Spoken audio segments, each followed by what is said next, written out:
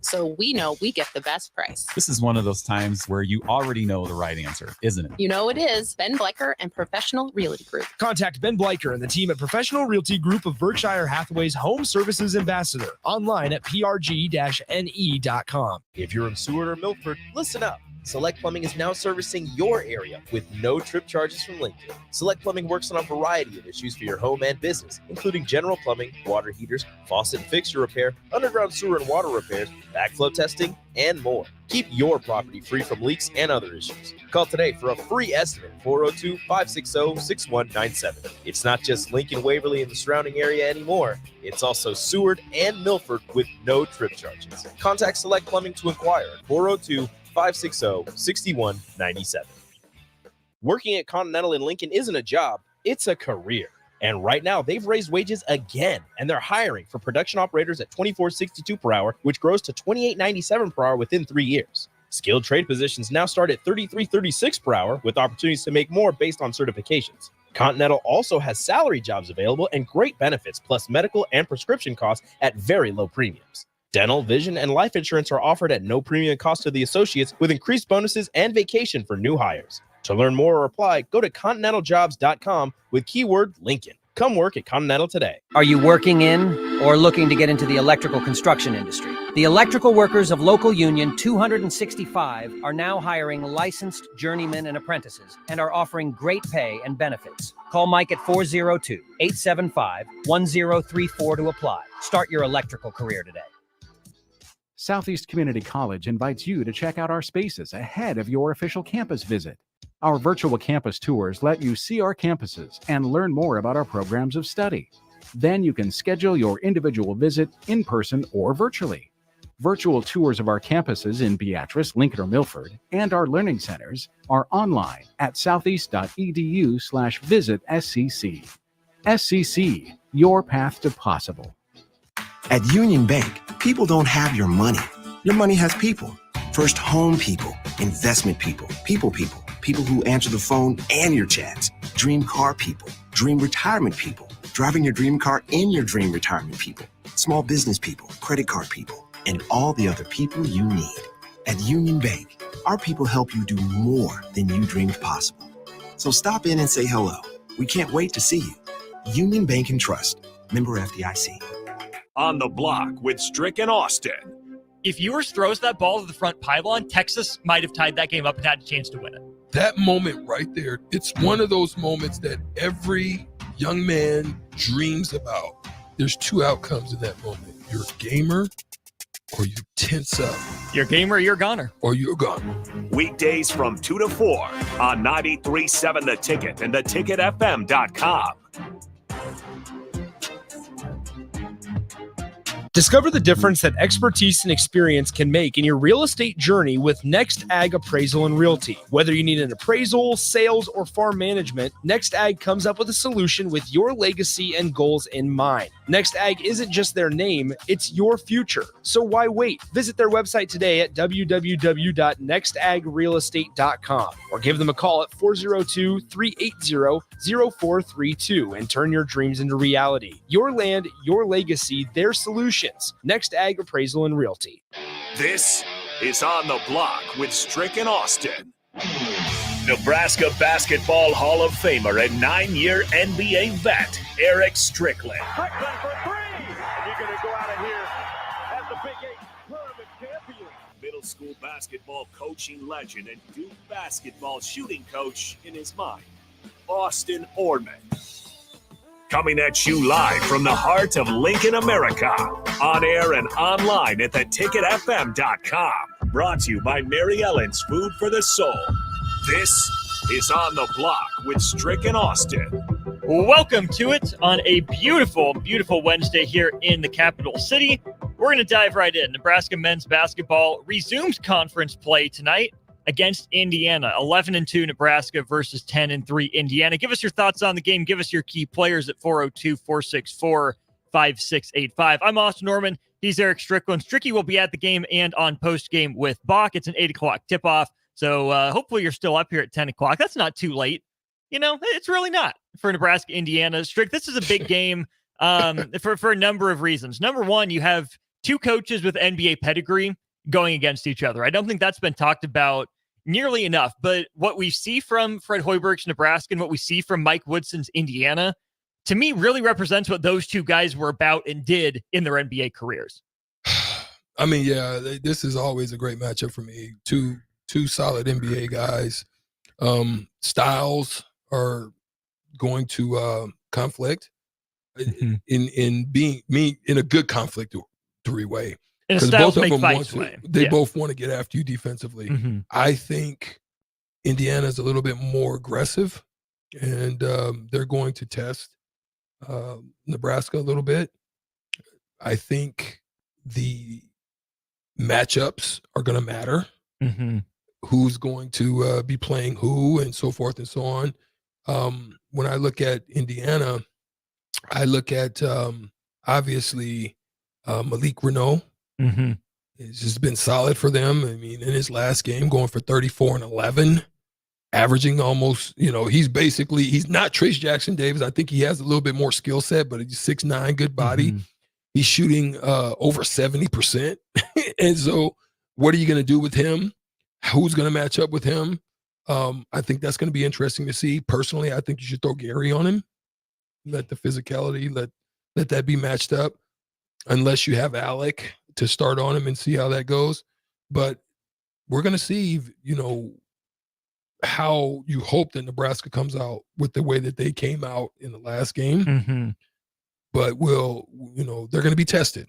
And they're going to have to be ready mentally to put bodies on people, both on the defensive side of things and rebounding, as well as screening, because shots are not going to come easy otherwise. They're not at all. And that's where I think the best strategy for Nebraska is make a young guy in Renault play one-on-one. Don't get everyone else involved. Indiana's not a great shooting team. No, not they as a haven't whole. been for a while. Yeah. Have a few guys shooting it at a decent clip. Renault's at 44% from three. You look at Kellel Ware at 38% from three, but Strick, those are on fewer than 20 attempts for both of those guys. So yeah, they have the stretch potential, but I don't think they're necessarily huge threats from that range, which is where I like Gary's athleticism to get into Renault, take his dribble away. I like Alec on Ware too. I think that Rink Mast could do some good things against Kellel Ware. And I'm going to throw this out there, Strick. I was reading an NBA kind of mock draft or top 25 players for NBA teams to watch. Kellel Ware came in at number 22. He's a 7-footer. He plays center. And as he's gone, Indiana's gone. Against the low-level teams, he's dominated. He's used that 5-star skill set, that length, that athleticism on both offense and defense. In Indiana's losses, UConn, Auburn, and Kansas, Kellel Ware has gotten dominated, shooting 4 of 22 in those 3 games. Now, the big men he faced, Donovan Clingan from UConn. We know what he did, paired with Sunogo last year. Hunter Dickinson, who I think Rink Mast is kind of similar to, maybe 75-80% of Hunter Dickinson. Rink Mast can be at his best. Yeah, the height, even the skill set. Hunter Dickinson's got a little more to his game than Rink does. But then Johnny Broome is the interesting one. Defense first, transferred up from the mid-major level to Auburn. Fantastic shot blocker. So Kellel Ware has struggled against elite bigs. Josiah Alec hasn't been elite. But right now, he's the only big guy Nebraska has on that roster. To me, how he handles Kellel Ware is going to be a big part of this matchup. There's no question about it. You can't allow him to not only dominate on the boards, but to just get great looks and to get confident feel inside the paint, to where there's a difference when a guy has just a certain type of confidence in the paint. You really want to take his heart early. You want to have him feeling unsure about his moves and footwork. You want to know what his strengths are. Does he like to go over the left shoulder? Does he like to kind of face up? Does he like to, you want to know what his best stuff is, and you want to force him doing everything other than his best, especially early, and then to help him to lose his confidence. But definitely, as far as rebounding, as far as easy opportunities, as far as running, and I think you attack him differently because he's pretty good on the defensive side as well. You want to attack him a little bit differently. You want to do it by running him. Like, you want to do him if you're Alec, you want to do it in transition. You want to really run him and force him to probably not get into where he's just set on the defensive side of things. And that's where they're going to be strongest for Indiana. They average 4.5 blocks per game. We know Nebraska isn't the most athletic team, not a lot of vertical pops. So Nebraska either has to me, Strick, cut and get those open backdoor cuts or draw a shot blocker away from the rim and attack from there. That's the issue with Alec and Rink Mass. This is why you want and you hope Rink Mass is available to you, because you know, Woody knows and understands the difference about what he can do with them defensively and what he can't. I mean, he'll try to mask it and he'll try to allow him. This is going to be similar. This is why it's good to see this team, because it's going to be very similar to what they're going to have to do with Purdue. Right. Because Purdue's going to try to mask it in the same way, try to make sure that they can rotate guys or run guys out instead of having Edey to do so. And so they're going to try to work ways to do that. The other thing you like to talk about, the in-between game, I didn't get a video of it as happening as I was walking into Nebraska, South Carolina State. Josiah Alec was working on that 7 to 10 foot floater. You know, if Ware's going to sit back at the rim, hit enough of those, draw him up, keep him honest, that opens a whole lot else up. Just a couple things to touch on here before we get to Evan Bland. A couple other interesting players. Trey Galloway had a big game against Kansas, kept Indiana in it early. Mackenzie Mbako, decommitted from Duke, 5-star, got in trouble at a Taco Bell in Bloomington before the year. Nothing major, just kind of a funny story. And then former Husker recruit Xavier Johnson has been injured. He's a big part of this Indiana team. But Strick, this is a big game for both of these teams. Obviously, they both resume conference play here tonight. Indiana 2-0, Nebraska 1-1. The NIT guy I follow says this is a big game for both of these teams that I think are going to live this season on the bubble. Is this a huge quality win?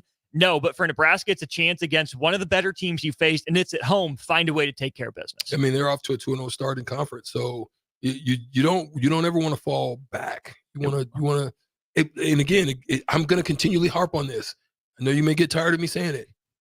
Win at home. You've got a team coming into your building with an opportunity to continuously stay in or move up. You don't want to. You want to log these games. You're coming off a third game at home. Finish it off strong, because then you got to hit the road. And then when you hit the road, you just don't know. So it's best to just take care of business at home. And that way you go on the road with a little bit more confidence. You're feeling good about it, but not with pressure. Because when you lose games at home, you got to try to redeem yourself. Otherwise, you can start on a slide going in the wrong direction. That's what you don't want.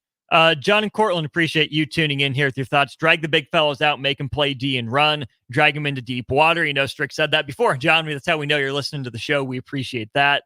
Nebraska, Indiana, 8 o'clock tip-off tonight. Make sure you stay tuned to 93.7 The Ticket then. For postgame, Bach and Strick will be on that, give you everything you need to know. Let's take a break. When we get back, we'll have Evan Bland of the Omaha World Herald on the line, talk some Husker football. We had some Husker baseball questions as well. We'll throw out to Evan, maybe talk some more Husker hoops with him here on the other side and on the block. Today's agenda includes office meetings this morning, followed by a client lunch, then back to the office for another meeting, and ending the day with a presentation at a client's office. When you are on the go, you need an office phone that goes with you. At Hamilton, our business phone systems make it easy to sync your office phone features to your cell phone for quick and seamless call handling, no matter where you work. If your current office phone can't do this, you need better. Hire your local experts. Hire Hamilton at hamiltonisbusiness.com. Tune in to the Malone Radio Show from 9 to 10 p.m. every Sunday night to learn more about the Malone Center's goal to eliminate multi-generational poverty in Lincoln. It's the Malone Radio Show every Sunday night from 9 to 10 p.m. on 93.7 The Ticket and theticketfm.com. If you're in Seward or Milford, listen up. Select Plumbing is now servicing your area with no trip charges from Lincoln. Select Plumbing works on a variety of issues for your home and business, including general plumbing, water heaters, faucet and fixture repair, underground sewer and water repairs, backflow testing, and more. Keep your property free from leaks and other issues. Call today for a free estimate, 402-560-6197. It's not just Lincoln, Waverly, and the surrounding area anymore. It's also Seward and Milford with no trip charges. Contact Select Plumbing to inquire at 402-560-6197. Working at Continental in Lincoln isn't a job, it's a career. And right now, they've raised wages again, and they're hiring for production operators at $24.62 per hour, which grows to $28.97 per hour within 3 years. Skilled trade positions now start at $33.36 per hour, with opportunities to make more based on certifications. Continental also has salary jobs available and great benefits, plus medical and prescription costs at very low premiums. Dental, vision, and life insurance are offered at no premium cost to the associates, with increased bonuses and vacation for new hires. To learn more or apply, go to continentaljobs.com with keyword Lincoln. Come work at Continental today. At Union Bank, people don't have your money. Your money has people. First home people, investment people, people who answer the phone and your chats, dream car people, dream retirement people, driving your dream car in your dream retirement people, small business people, credit card people, and all the other people you need. At Union Bank, our people help you do more than you dreamed possible. So stop in and say hello. We can't wait to see you. Union Bank and Trust. Member FDIC. If you're not going to Memorial Stadium for a home game and don't have any travel plans for away games, there's a great place in Omaha to catch the action, the Inner Rail Food Hall. There's plenty of space. The Backstretch Bar has amazing game specials on game days. $15 Blue Moon and Bud Light pitchers, $6 margaritas, and $6 Moscow mules. And if you're hungry, take in some of their great options from their game day pizza specials. Do football game day right in the Inner Rail Food Hall in Exarban Village in Omaha. Hi, Sean Callahan here for Koppel Chevrolet GMC. We'd like to wish everyone a very Merry Christmas and a Happy New Year. And to show our appreciation, Koppel is offering some huge holiday discounts from now until January 2nd. On select new Chevrolet vehicles, we are offering $8,000 off MSRP or 1.9% financing. Yes, you heard right. That's $8,000 off or 1.9% financing on select new Chevrolets. We also have some huge discounts on our new GMC inventory, so stop on in or check us out online at koppelcars.com. Includes finance, trade, and Costco bonus with roof credit. Stock number C2999464. Rosie Sports Bar and Grill. Open for lunch and dinner at 10th and P or at 1501 Center Park Road. 93.7 The Ticket. Fox KFXL weather. Brought to you by Bryant Air Conditioning, Heating, Electrical, and Plumbing. Your Lincoln forecast for today, some areas of patchy fog and freezing fog this morning. Then partly sunny skies will be expected for the afternoon. Afternoon high should be around 37. Tonight, mainly cloudy skies. We'll see a low around 21. And tomorrow, mainly cloudy skies will stick around. Afternoon high should be around 35. I'm meteorologist Kyle Clucker for 93.7 The Ticket and theticketfm.com. Integrated Life Choices has been inspiring opportunities for individuals with disabilities for more than 15 years in Lincoln and across Nebraska by offering a number of services. From group homes to independent living resources and job training, you'll find the support that allows people to live fulfilling lives. They're also hiring. If you're looking for a rewarding career supporting people with developmental disabilities, you can check out open positions along with learning more about services at ilc.net. Integrated Life Choices. WWE Friday Night SmackDown returns to Lincoln. January 12th, 6:45 p.m. Pinnacle Bank Arena. Let's throw down right now. See Rey Mysterio, LA Knight, Bobby Lashley, The Street Profits, Charlotte Flair, Io Sky, Carlito, and more. It's WWE's Friday Night SmackDown in Lincoln, January 12th. Tickets start at $25 and on sale now. Ticketmaster. The Mill Coffee and Tea inside our 93.7 The Ticket studio is now open 7 days a week. From 8 a.m. to 5 p.m. on weekdays and 8 a.m. to 1 p.m. on Saturday and Sundays, you can enjoy burritos, cinnamon rolls, fresh brewed coffee, delicious tea, or even their coffee and cream ale. Sold exclusively at the Ticket Mill location. Open 8 a.m. to 5 p.m. on weekdays and 8 a.m. to 1 p.m. on the weekends, right here at 1040 O Street in downtown Lincoln. Now back to On the Block with Strick and Austin on 93.7 The Ticket and theticketfm.com.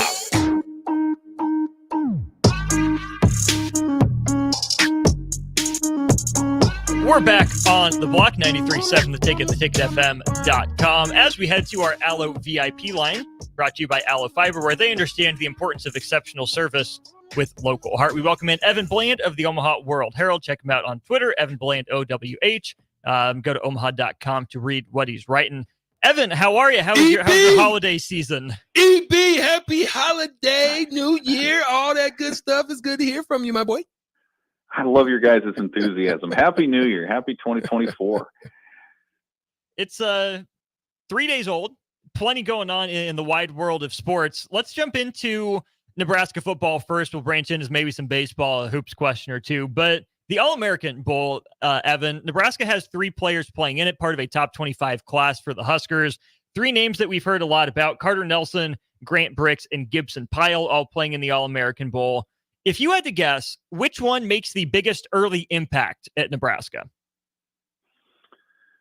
Well, probably just by nature of their position, Carter Nelson. I mean, he's already explosive and a playmaker and part of kind of that positionless offense that Nebraska talked about implementing a year ago, and Matt Rule sort of, revived that topic of conversation last month. So I think it'd probably be Nelson in terms of like a guy who could contribute in 2024. But I mean, that's certainly to say, nothing negatively about Gibson Pyle or Grant Bricks, both of whom were pretty highly recruited. Both of whom could absolutely disappear into the Nebraska nutritional and strength training machine and come out in a couple of years. Maybe I would imagine they'll both be part of the conversation when that offensive line makes the switch, sort of that line change, if you will, in 2025 and 2026. So certainly their careers in the longer term are brighter, but I just think Nelson, when you look at just the nature of the position, when you look at some of the needs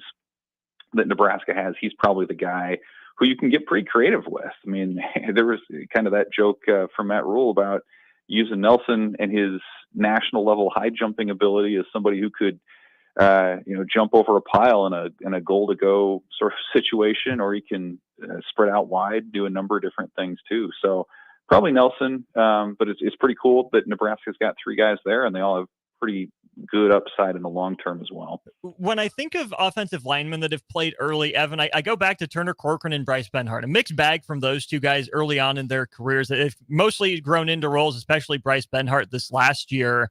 Played some of the best, football he has at Nebraska. How important is it for a guy like Corey Campbell in the strength and conditioning department and the nutrition department you mentioned to get, a year or at least, half a season to work with these freshmen to get them into shape for Big Ten play? Yeah, it's big. I mean, you talk about the value of enrolling early. That's certainly part of it. Bricks was somebody who just made that decision last month to come, and all the numbers and history tell you that when you have 6 months to adjust to college life and adjust to the workouts and to learn the offense, like that just puts you in a better position to compete sooner. But like the thing, it's interesting. Like I look at this 24 class, and outside of Dylan Raiola and Carter Nelson, like I think ultimately you could look back on this class and say its strength in 5 years is going to be on the offensive line, and just some of the names that they signed at that position, that's going to form the base, the foundation of what that line is going to look like in a couple of years. And contrast that with guys that you mentioned with like Corcoran and Benhart. Like those guys played early. Teddy Prohaska is another example who were thrust into duty early, not necessarily because they were killing it in practice, but because Nebraska just didn't have a lot of depth there. They hadn't recruited a lot of talent and had been able to retain a lot of those offensive linemen. And so it pushed some of these freshmen or sophomores into duty probably earlier than they would like to. And I think that's the other thing that's maybe encouraging about this class is that, again, given the veteran nature of the line at Nebraska, where you can kind of see what it's going to look like next year and even 2025, like these guys coming in have the luxury of being able to work behind the scenes for a year or two and to learn the offense and to come out maybe a little bit closer to finished products than what a lot of their predecessors were afforded. So I think that situation combined with just the talent that they have coming in really paints a bright future for what that line's going to look like in a couple of years. You mentioned that line in a couple of years. I come up with Grant Bricks, Sam Sledge, Justin Evans Jenkins, who we saw some pretty substantial snaps for this year by the end of the year. Gunnar Gatula, Gibson Pyle, even throw a guy like Henry Lutovsky, who's been rotating into that mix as well. Evan, as you look at that line and look forward into the new mega Big Ten, is that a top half of the conference line, top third, top five? Just how excited should Husker fans be about the future of the offensive line? Yeah, I mean, 18-team Big Ten. I mean, if you're in the top half or the top quarter of the conference, I mean, you're looking really good if that's the case. And you never know how these things play out with development and injuries and the offense and all the rest. But just from an ability standpoint, from a recruiting pedigree standpoint, you talk to some of these guys, they've got sort of that nasty maybe that you are looking for in some of the players as well. You can see that on film. Grant Bricks, certainly if you watch his run blocking out in Western Iowa, like you almost feel like you're watching the tape at like 1.5 speed, just from how quickly he explodes off that line. So, they do. They have that physical ability. Corey Campbell has a reputation. Nebraska's nutrition staff has a reputation now of bringing guys along physically. And if you can combine that with coaching them up from a technique standpoint, with what Donovan Raiola is doing, and things come together with the offense, then I think there's every reason to think that they can be an asset for the offense moving forward. Certainly, I would think top half of the league. And the other thing about that position too is continuity. So if you're able to build your line through high school recruiting, where you can keep those players together for 2, 3, 4 years, you're in a whole heck of a better position than trying to rely on transfers, which is always a really tough pull at that position in the portal anyway.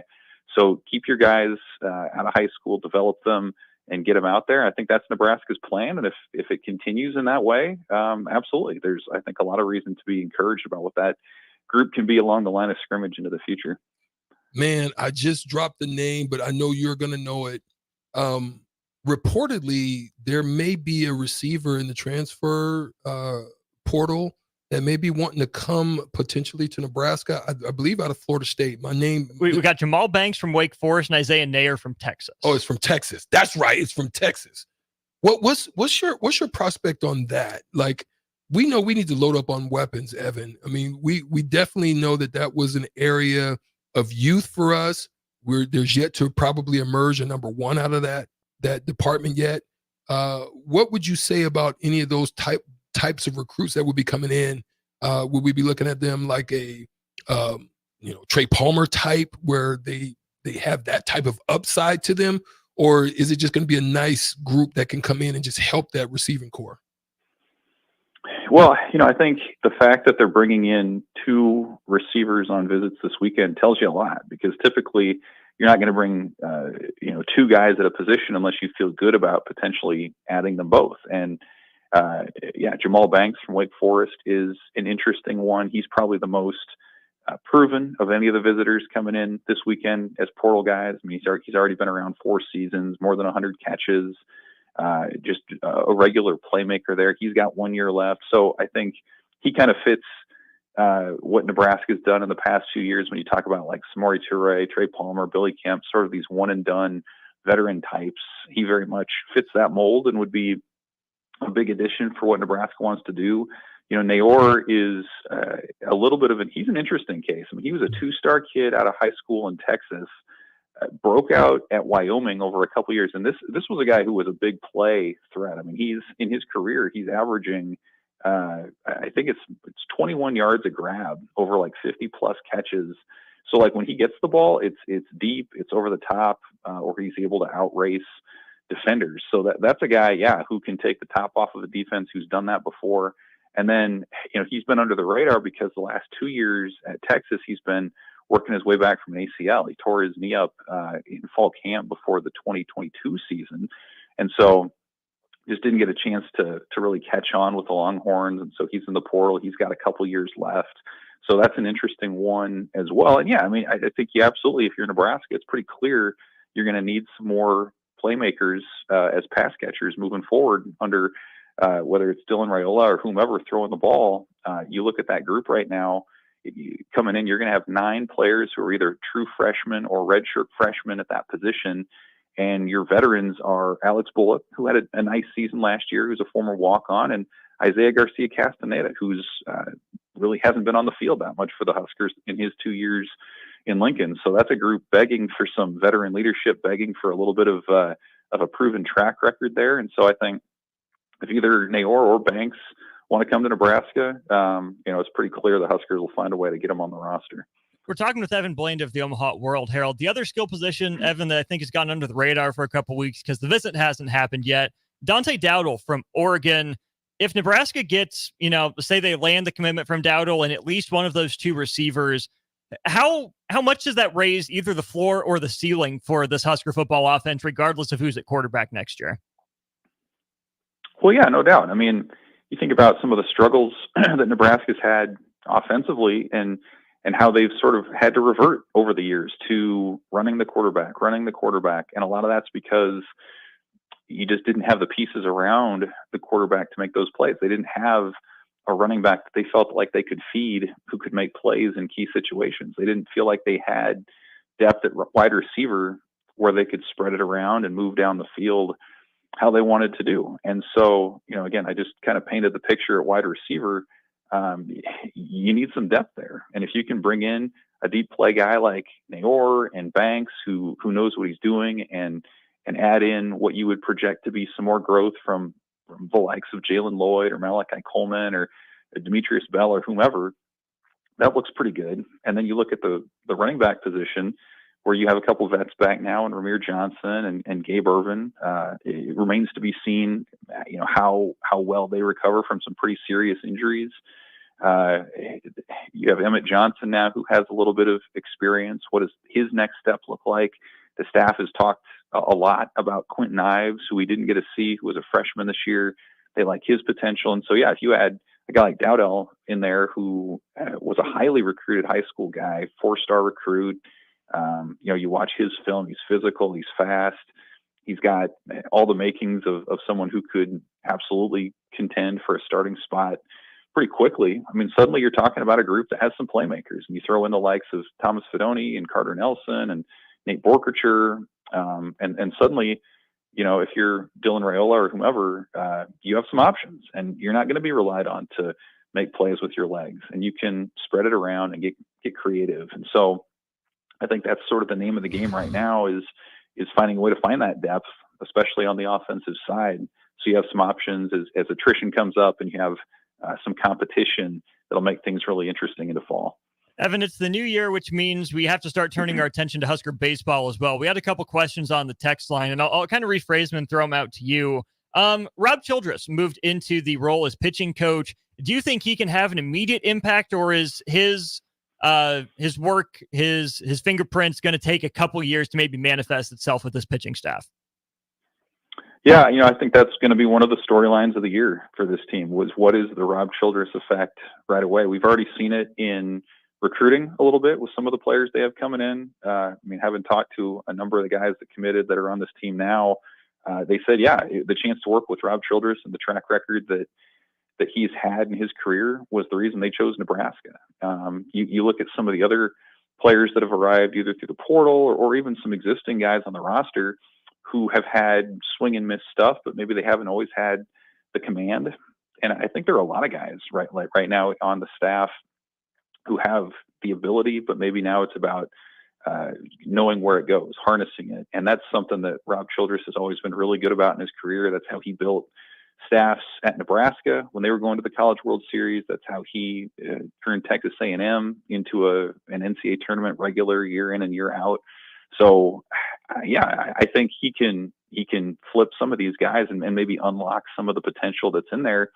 If you hit on, say, a third of those guys, if you're able to kind of help a third of them kind of figure out where the ball is going, be able to command the zone, suddenly you're talking about not just having a weekend rotation, but some depth in the midweek. You're talking about more high leverage arms out of the bullpen. And anyone who followed the team last year knows that's really what hurt them, was not who you're starting on Friday or Saturday, but it was about how do you fill out innings? How do you eat innings on a Tuesday or a Wednesday? How do you, finish a 4-game weekend when you're not exactly sure who you can trust? So I think they have the ability there. Whether he's able to unlock it remains to be seen, but I think his track record would say there's a pretty good chance. Also on the coaching staff, Mike Sirianni is a name that we heard about a year ago now joining Nebraska. It feels like forever ago. Remind people about Mike Sirianni, who he is and how he got to Nebraska, if you could. Yeah, Sirianni, his last few years, he was recruiting coordinator at Wichita State, has really tapped into the recruiting scene in the Midwest. And when the NCAA last year allowed college baseball programs and other sports to add another assistant coach, he was who Will Bolt, Nebraska, went after. And they brought him in large part, and Will Bolt has said this, they brought him in large part to improve Nebraska's ability to acquire talent. And much like I mentioned about Rob Childress, there are a number of players that are here now because of their relationship with Mike Sirianni. Maybe they had been Wichita State commits previously, or they'd had relationships with him, but that's, I think, what his strength probably would be on this staff. He'll work with the hitters primarily, and again, we'll kind of see how that manifests this year and next year. Typically in college baseball recruiting, it takes a little bit longer. Just when you're talking about getting guys on campus and getting them into the lineup, but I think he's someone who they're excited about as a developer, as someone who's bringing in these guys. And it'll be interesting to see kind of how he fits into their kind of in-season operations this year.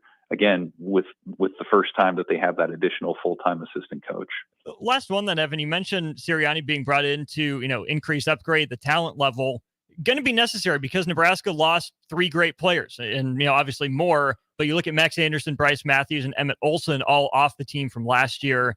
Do you think, especially on the offensive side, this is going to be a more balanced lineup from Nebraska, less, dependent on Max Anderson and Bryce Matthews having big games? Or do you see, someone like a Dylan Carey potentially stepping into that carry the load star role?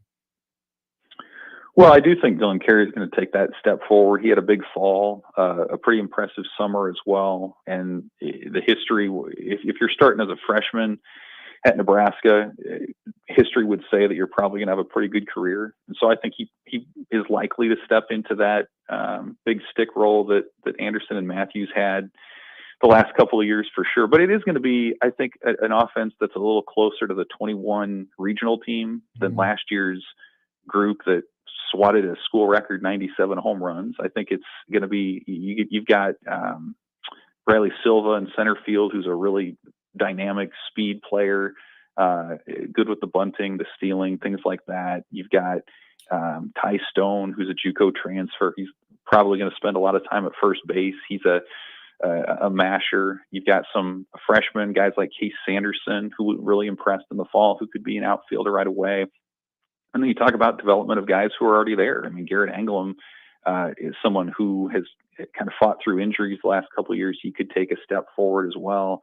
And so, I do think it's going to be more balanced. I think there's going to be some speed elements, probably some small ball. The coaching staff last year did not expect, nor did the players, that they were going to hit home runs at the rate that they did. And that was pretty well spread out. I think Gabe Swanson's another guy who was a big part of that power barrage, who he'll be interesting to see what his on-course season is like now moving forward. But I think kind of like with the pitching, maybe you don't have quite the top-heavy talent at the top, but I think the depth that you have is the thing that can maybe help Nebraska flip a lot of those games, especially in the midweek, from losses into wins, and maybe put them back in contention for the NCAA tournament. Big year for Husker baseball. We will make sure we're following you on Twitter, Evan, and on Omaha.com for all of that as we get into February and March. Thanks for the time, Evan. Hope you had a great holiday season. Really appreciate it as always. Yeah, appreciate you guys. Thanks.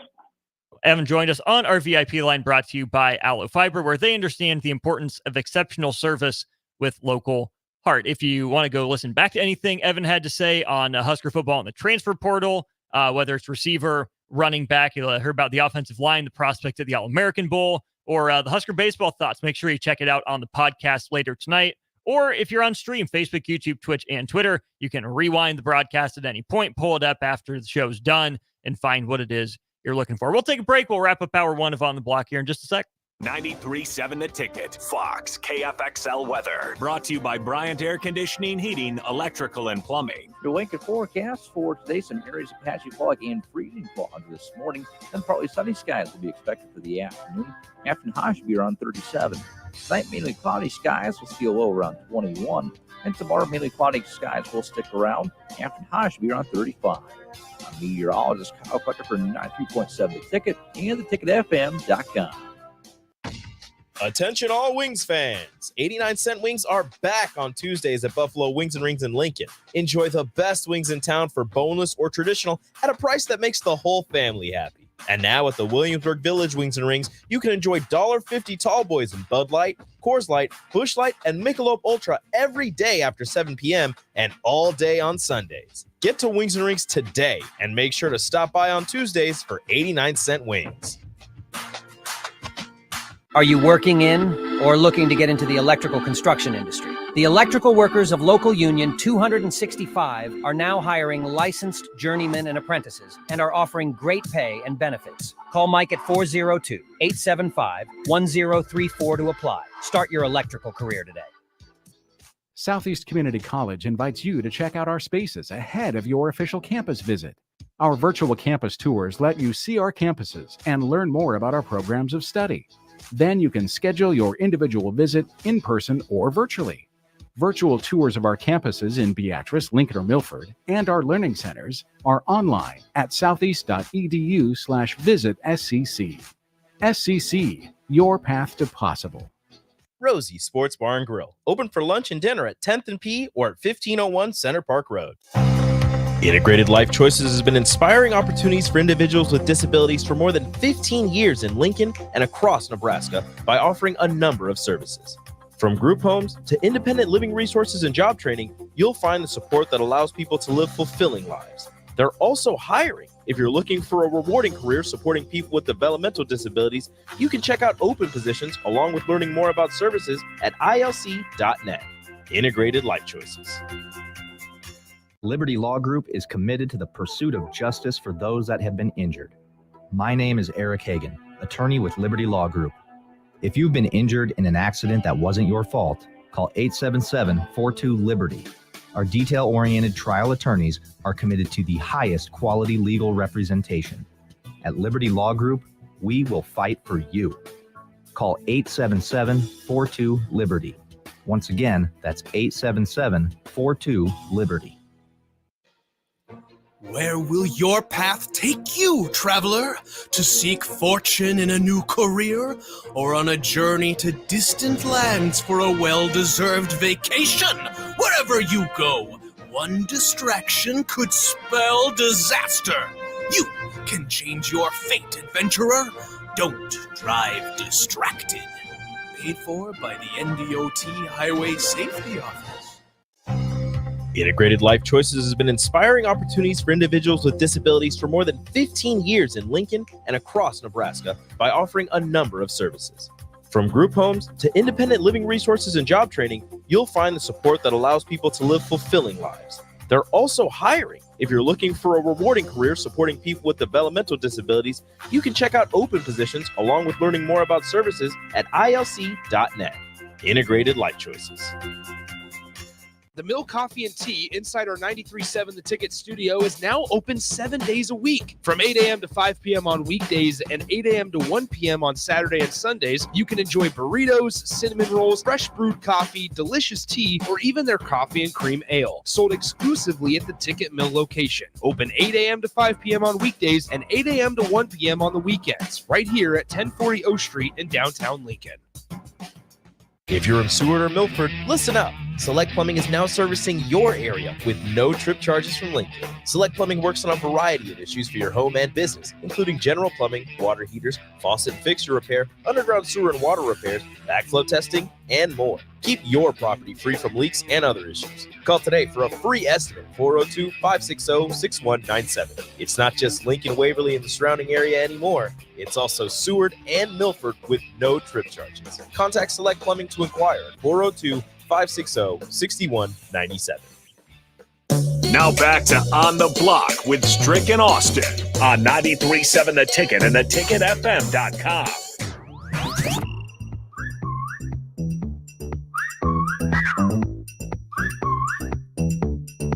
Wrapping up hour one of On the Block, Austin Norman and Erick Strickland with you. Big thanks to Evan Bland of the Omaha World Herald for joining us for a good chat. Husker football, Husker baseball. We tapped in on there. Strick, before we get to the top of the hour, we got a text here from 3834.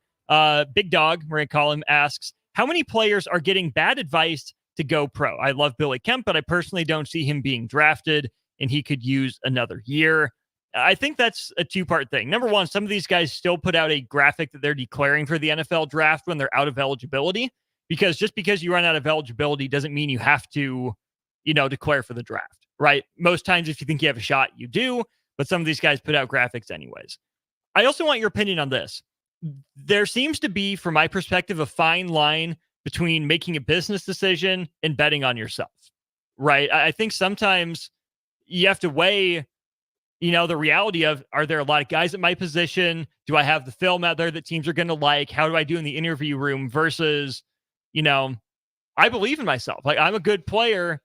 Once teams see me in person, they'll like me more than maybe my numbers represent. It's a little bit different. There's metrics involved. You know what I'm saying? Like, you could, if you knew your metrics was 6'3", 215, and you ran a low 4.4 or high 4.3, got a nice long wingspan, and your metrics measure, even though your body doesn't necessarily tell you, there's something there. Mm-hmm. When you're a specialty person, because let's be honest, Billy Kemp is not going to be an outside guy. He's not going to be on the line or off the line. He's not going to be an X or Z, right? So when you look at that, you got to understand, for Billy Kemp, you're going to probably be a slot guy. You're probably going to be a third down guy, or you're going to be a special package guy. Mm-hmm. So at that point, unless you're running a 4.2, 40, or you're a dual specialty where you're a huge problem in the slot, on top of being a great return guy, you got to be able to have something more. So there's where I think Billy Kemp is limited. I think he's limited in the scope of his metrics don't measure out for me. And then you add the number. Now, we're just talking metrics first, because that's what they're going to look at first. They're going to look at your metrics. Then they're going to assess, what does he look like on tape? Then they're going to assess what the numbers are. The tape goes next. And we can clarify that with Jay when he comes in on the crossover, because I'm telling you, they're going to look at the tape and they're going to say, what is his route running like? If we decide to use him. And then once they see that, then they're going to say, what is his interview like?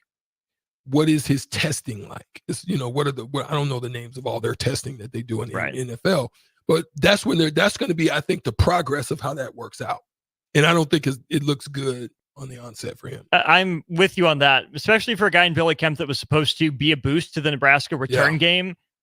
He got taken out of that role. Some of that was due to injury, but he never made an impact in the return game. He's not running down on kickoff or punt team making tackles necessarily. So if he's not an impact returner and he's a solid slot guy, but not a dynamic, explosive guy, it's going to be tough. Now, can he find a role in the UFL and play his way up? Sure, maybe he can, but that's not NFL draft worthy what I saw.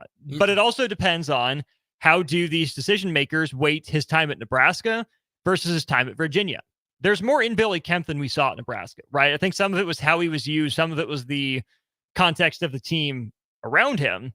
But I would also say Billy Kemp took a step up in competition, going from a Virginia schedule to what Nebraska played on a week in, week out basis. Yeah. And so then that's what you've got to weigh and look at that.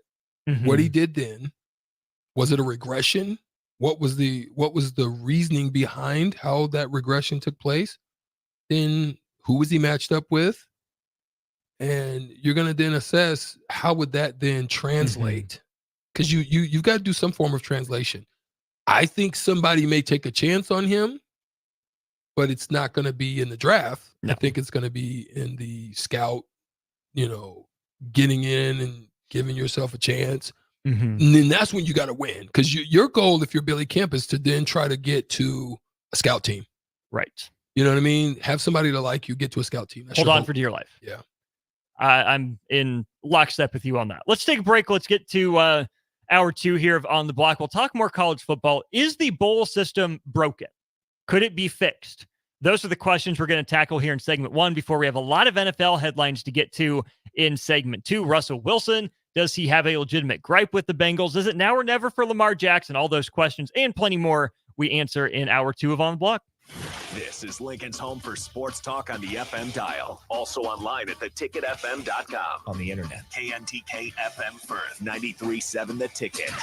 Discover the difference that expertise and experience can make in your real estate journey with Next Ag Appraisal and Realty. Whether you need an appraisal, sales, or farm management, Next Ag comes up with a solution with your legacy and goals in mind. Next Ag isn't just their name, it's your future. So why wait? Visit their website today at www.nextagrealestate.com or give them a call at 402-380-0432 and turn your dreams into reality. Your land, your legacy, their solutions. Next Ag Appraisal and Realty. Working at Continental in Lincoln isn't a job, it's a career. And right now, they've raised wages again, and they're hiring for production operators at $24.62 per hour, which grows to $28.97 per hour within 3 years. Skilled trade positions now start at $33.36 per hour, with opportunities to make more based on certifications. Continental also has salary jobs available and great benefits, plus medical and prescription costs at very low premiums. Dental, vision, and life insurance are offered at no premium cost to the associates, with increased bonuses and vacation for new hires. To learn more or apply, go to continentaljobs.com with keyword Lincoln. Come work at Continental today. Okay, it's time to sell the house. How do we even begin to choose from the hundreds of realtors in town? Easy. We make a pros list. You mean a pros and cons list? No, just a pros list. We need someone with pro photography to showcase the house in the best possible way, pro marketing to make sure we get maximum exposure, pro negotiations so we know we get the best price. This is one of those times where you already know the right answer, isn't it? You know it is. Ben Blecker and Professional Realty Group. Contact Ben Blecker and the team at Professional Realty Group of Berkshire Hathaway's Home Services Ambassador, online at prg-ne.com. If you're in Seward or Milford, listen up. Select Plumbing is now servicing your area with no trip charges from Lincoln. Select Plumbing works on a variety of issues for your home and business, including general plumbing, water heaters, faucet and fixture repair, underground sewer and water repairs, backflow testing, and more. Keep your property free from leaks and other issues. Call today for a free estimate, 402-560-6197. It's not just Lincoln, Waverly, and the surrounding area anymore. It's also Seward and Milford with no trip charges. Contact Select Plumbing to inquire at 402-560-6197. The Mill Coffee and Tea inside our 93.7 The Ticket studio is now open 7 days a week. From 8 a.m. to 5 p.m. on weekdays and 8 a.m. to 1 p.m. on Saturday and Sundays, you can enjoy burritos, cinnamon rolls, fresh brewed coffee, delicious tea, or even their coffee and cream ale, sold exclusively at the Ticket Mill location. Open 8 a.m. to 5 p.m. on weekdays and 8 a.m. to 1 p.m. on the weekends, right here at 1040 O Street in downtown Lincoln. Action Plumbing, Heating, Air, and Electric brings exciting career opportunities for you or someone you know. They are now hiring plumbers, electricians, and HVAC techs and installers to continually build their professional team. They offer competitive pay and full benefits packages that include health, dental, vision, PTO, and 401k options. Action has created a positive team environment for over 50 years. Apply online at actionlincoln.com. 93.7 The Ticket, Fox, KFXL weather. Sponsored by John Henry's Plumbing, Heating, and Air Conditioning. Your Lincoln forecast for today, some areas of patchy fog and freezing fog this morning. Then partly sunny skies will be expected for the afternoon. Afternoon high should be around 37. Tonight, mainly cloudy skies. We'll see a low around 21. And tomorrow, mainly cloudy skies will stick around. Afternoon high should be around 35. I'm meteorologist Kyle Flecker for 93.7 The Ticket and theticketfm.com. Southeast Community College invites you to check out our spaces ahead of your official campus visit. Our virtual campus tours let you see our campuses and learn more about our programs of study. Then you can schedule your individual visit in person or virtually. Virtual tours of our campuses in Beatrice, Lincoln, or Milford, and our learning centers are online at southeast.edu/visit-SCC.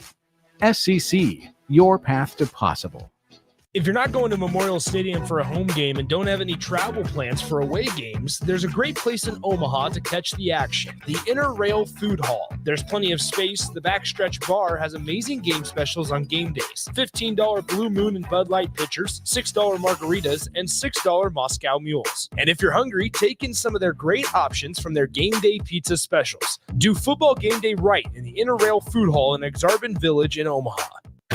Hey guys, Jake Sorensen here from Early Break. The garage door at our house has been needing replacement for a couple years, and a few months ago, we finally did something about it. Steve's Garage Doors and Services was great through the whole process in providing options and also going to the next level to get a door that was approved by our HOA. And best of all, the removal of the old door and installation of the new door was done smoothly with no issues. Call Steve's Garage Doors and Services today at 402-480-2840. WWE Friday Night SmackDown returns to Lincoln, January 12th, 6:45 p.m. Pinnacle Bank Arena. Let's throw down right now. See Rey Mysterio, LA Knight, Bobby Lashley, The Street Profits, Charlotte Flair, Io Sky, Carlito, and more. It's WWE's Friday Night SmackDown in Lincoln, January 12th. Tickets start at $25 and on sale now at Ticketmaster. This is On the Block with Strick and Austin.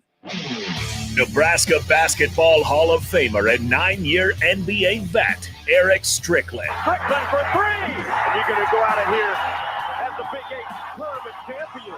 Middle school basketball coaching legend and Duke basketball shooting coach in his mind, Austin Orman. Coming at you live from the heart of Lincoln, America. On air and online at theticketfm.com. Brought to you by Mary Ellen's Food for the Soul. This is On the Block with Strick and Austin. Yes, welcome back to On the Block. He's Strick here and Austin Orman. Thank you guys for being patient with me with my voice as it begins to return. Thanks to the mill for the tea and the honey. That's helping me to at least be able to sound better and not like The Godfather today is bad. But is it just tea or is it sugar honey iced tea? Oh, no sugar honey iced tea. Just a little bit of tea and a little bit of honey. You know, I think that's enough sugar to get me through this whole hustle and bustle of it all. But the hustle and bustle that's going on right now is transfers and opt-outs. Let me say that again. Transfers and opt-out. It's like a perfect storm, Austin, that hits right at the right time. And it's a time where young men have to make a decision. Either I need to move on because I don't like the way things are going here, or I'm looking at a better opportunity, or I'm looking to raise my stakes, or I'm looking to bounce to the NFL and see what goes on there. Whatever the case may be, transfers and opt-outs are a huge part of what's gone wrong, not right. And we're not talking about the college football playoff. Right. We're talking about the regular bowl games. So many opt-outs. This has led us to what we saw in the absolute destruction of Florida State, who was a team that most were lobbying for, thought should have been in the college football playoffs. We all thought, that it was a tough situation, but ultimately, we came to a consensus in this room when Jay came in and others that we've discussed that they got it right. Now, here's the situation, though. What can they do to right this ship? Because there was empty stands. There was not, the right players in there. We just saw all of this stuff going on throughout this bowl season. And is there some things that we can do, Austin? Are there some things? And we want to hear from you as well on the Sauter Heyman text line, 402-464-5685. What are some creative things that the powers that be, the brokers of these situations can do to help this situation to become better and not worse? There's a lot to unpack there. I'm going to start with Kirby Smart, who addressed that after the game. Even though his team just put up the biggest, bowl margin of victory in history, said, people need to look what happened tonight. They need to fix this. Kirby knows it wasn't an even playing field. Yeah. Kirby knows his team came in more motivated, more ready to go, and was probably just better anyways, right? But even with that, he knows it wasn't a fair fight. So he goes on to say there's still going to be bowl games outside of the playoff. People need to decide what they want and what they want to get out of it. That, to me, is a big part of it. He also said it's really unfortunate for those kids on their sideline that had to play in that game that didn't have their full arsenal. It affected the game 100%. Again, I think we've gone back and forth in is it right to opt out? Should you play? That part of the discussion I don't want to have. We've had that time and time again. But what can be done? You mentioned the stands, the empty stands. That's where I think college football is a little bit unique, right? In that it's a one-off, it's an exhibition. It really doesn't mean a whole lot for some teams. But we talked about this, Strick, with the bowl games where you had USC and Louisville.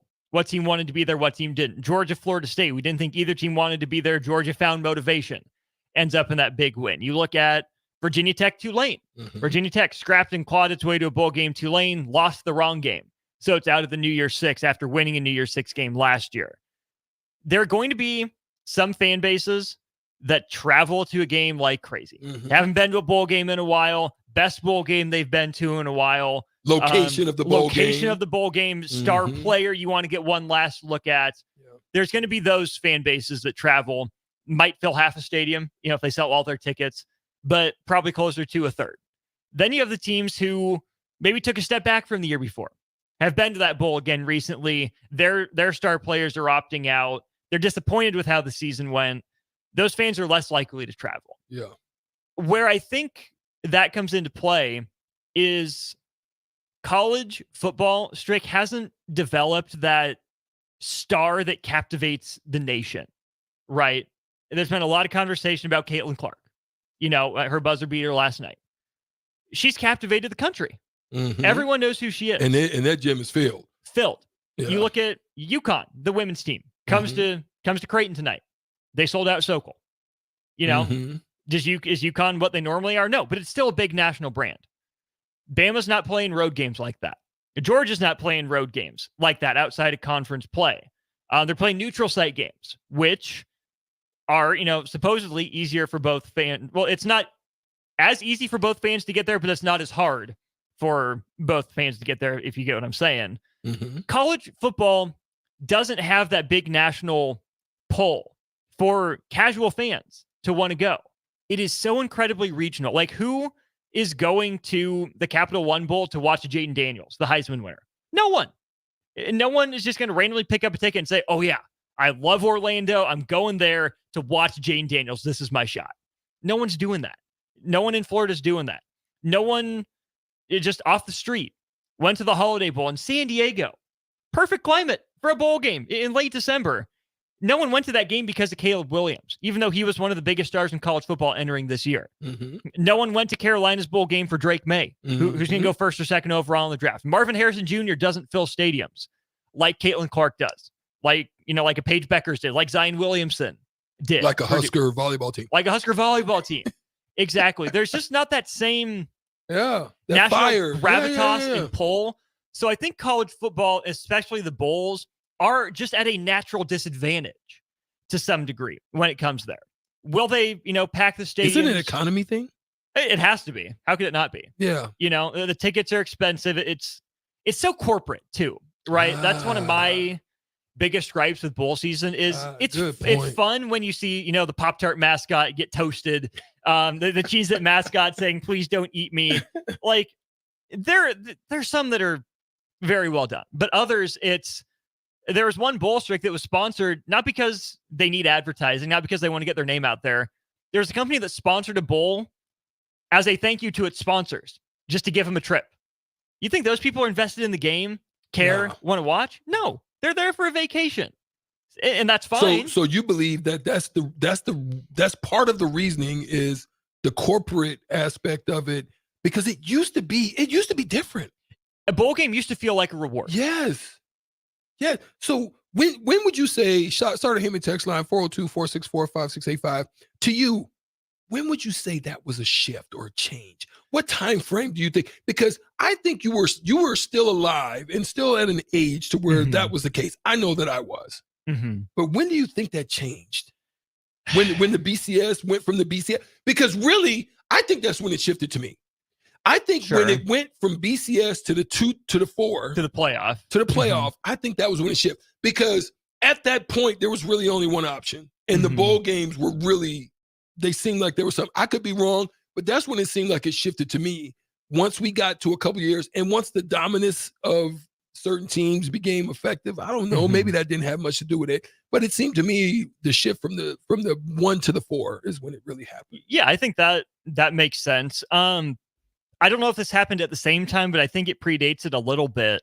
When college football moved from playing home and homes to playing at neutral sites, all these early season kickoff games are at Jerry World. They're at bowl game stadiums and NFL stadiums, instead of making it a 2 or 3 year series where there's one home game for either team and then the one neutral site game.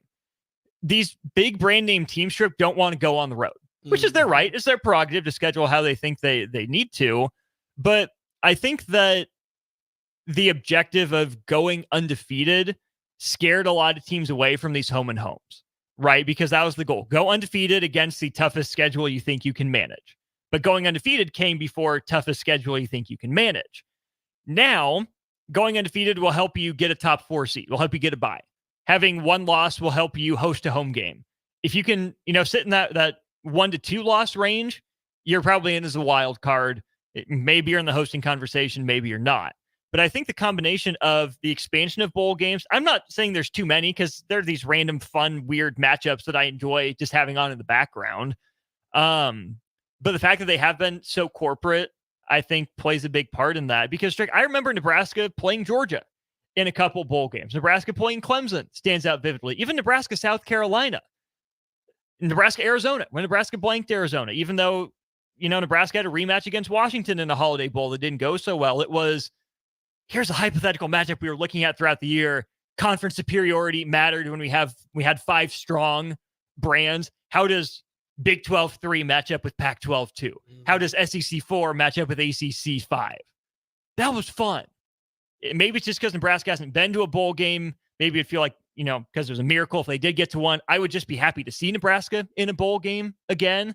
But I think with the weakening too of conferences, there's more identity in the team, in the brand that I root for, not a whole lot of conference pride. And I'm not a conference rooter.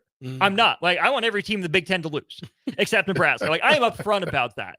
But it's still, just from a 30,000-foot view, fun to every year be able to use bowl games with everyone playing as exhibitions, as, ammo for this is why my conference is better. You wouldn't finish in the top half of this conference if you played in it. No doubt. There's a couple things off the text line I want to throw at you, Austin, that I think were pretty insightful as we talk about insightful dude.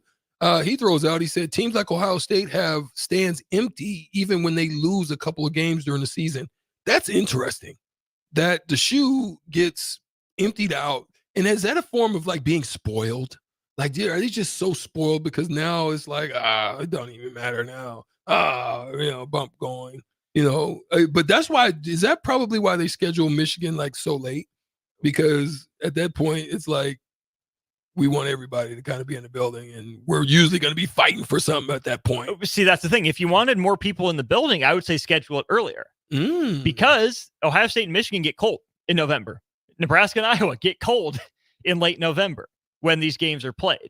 You play them at the end of the year because you expect that there are stakes, that game's going to mean something. If it was all about filling up the stadium, you play that game in mid-September, mid to late September, when the weather's the nicest. You can do the most outside. It can be warm, but not overbearingly hot, crisp and cool fall atmosphere, but not overly cold by the time night rolls around. But it's at the end of the year because there's supposed to be those big stakes, like we've seen with Michigan and Ohio State deciding the division the last 3 years. Another one on the text line throws out something that I thought was pretty interesting. Unnamed texter 1569 says, it all changed. This is part of the discussion we just were having. It all changed along with participation. You got it. Participation. That tricky. Good gosh. You got it. No. One more try. They got, is it spelled wrong? They spelled it right. Participation. Nailed it. Good tricky. Gosh. Participation trophies. I don't know why heck I was looking at that wrong. Participation. I didn't know participation. There you go. You got it. Yeah.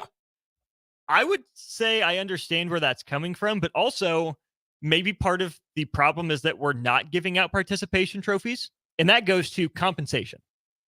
Bowl games won't be able to, pay star players enough money to get them to want to compete necessarily. Right?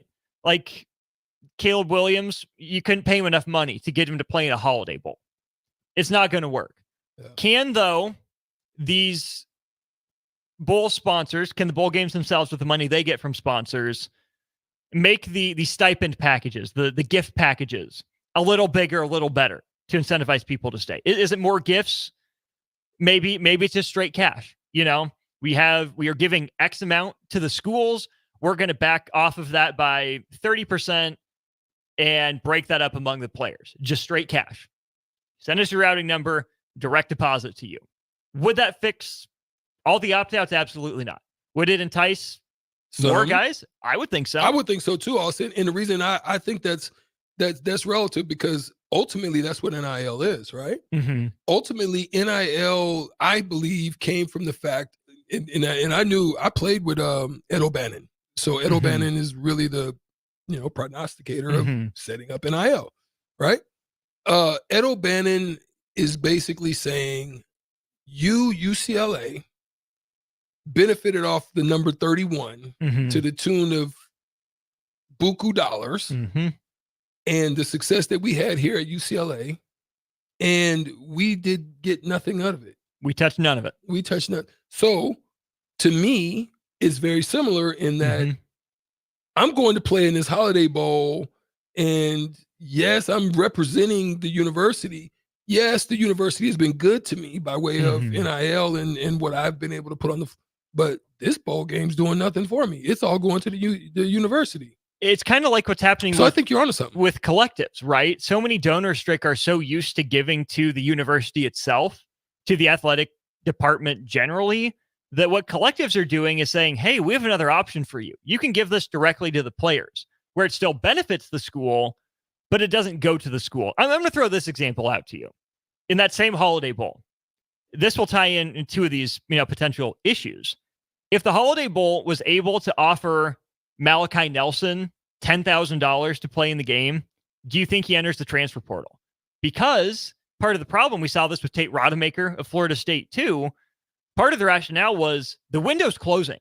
I got to get my name in the portal before it's too late, before all these other places fill their quarterback vacancies. The transfer portal window, we have this issue with college basketball too, where the teams that are in the Final Four, the players that are playing in the Elite Eight, Final Four, are at a major disadvantage in the transfer portal. You'd think they're better players. They'll have a landing spot in home eventually anyways, but they have less time to think about their decision. They might have to make a quicker decision because of the timing of the windows.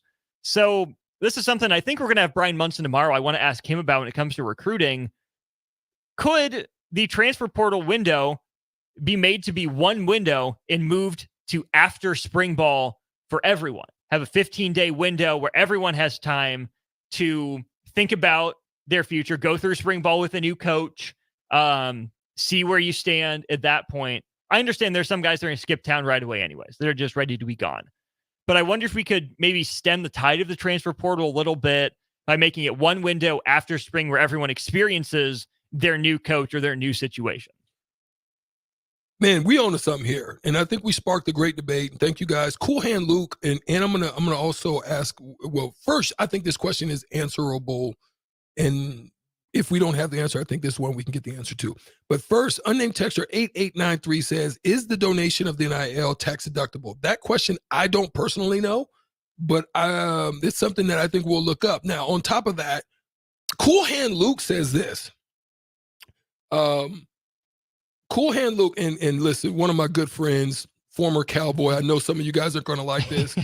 Kevin Smith just called me, and I'm going to call him back. Smithy, Kev Smith, my boy, I wanted to answer. I'm going to call you back as soon as I get off this segment, all right? Because I'm going to try to get Kevin Smith on our show as we get towards the tail end of the Super Bowl. So you heard that, Kev Smith. I'm going to call you right back, my boy.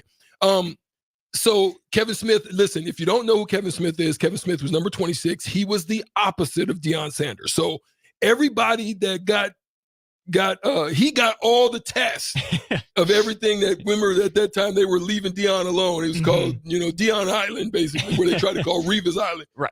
They weren't going that way. He got all the smoke. So I'm going to hit my boy back. Now, Cool Hand Luke throws this out, and I think this is a pretty good point.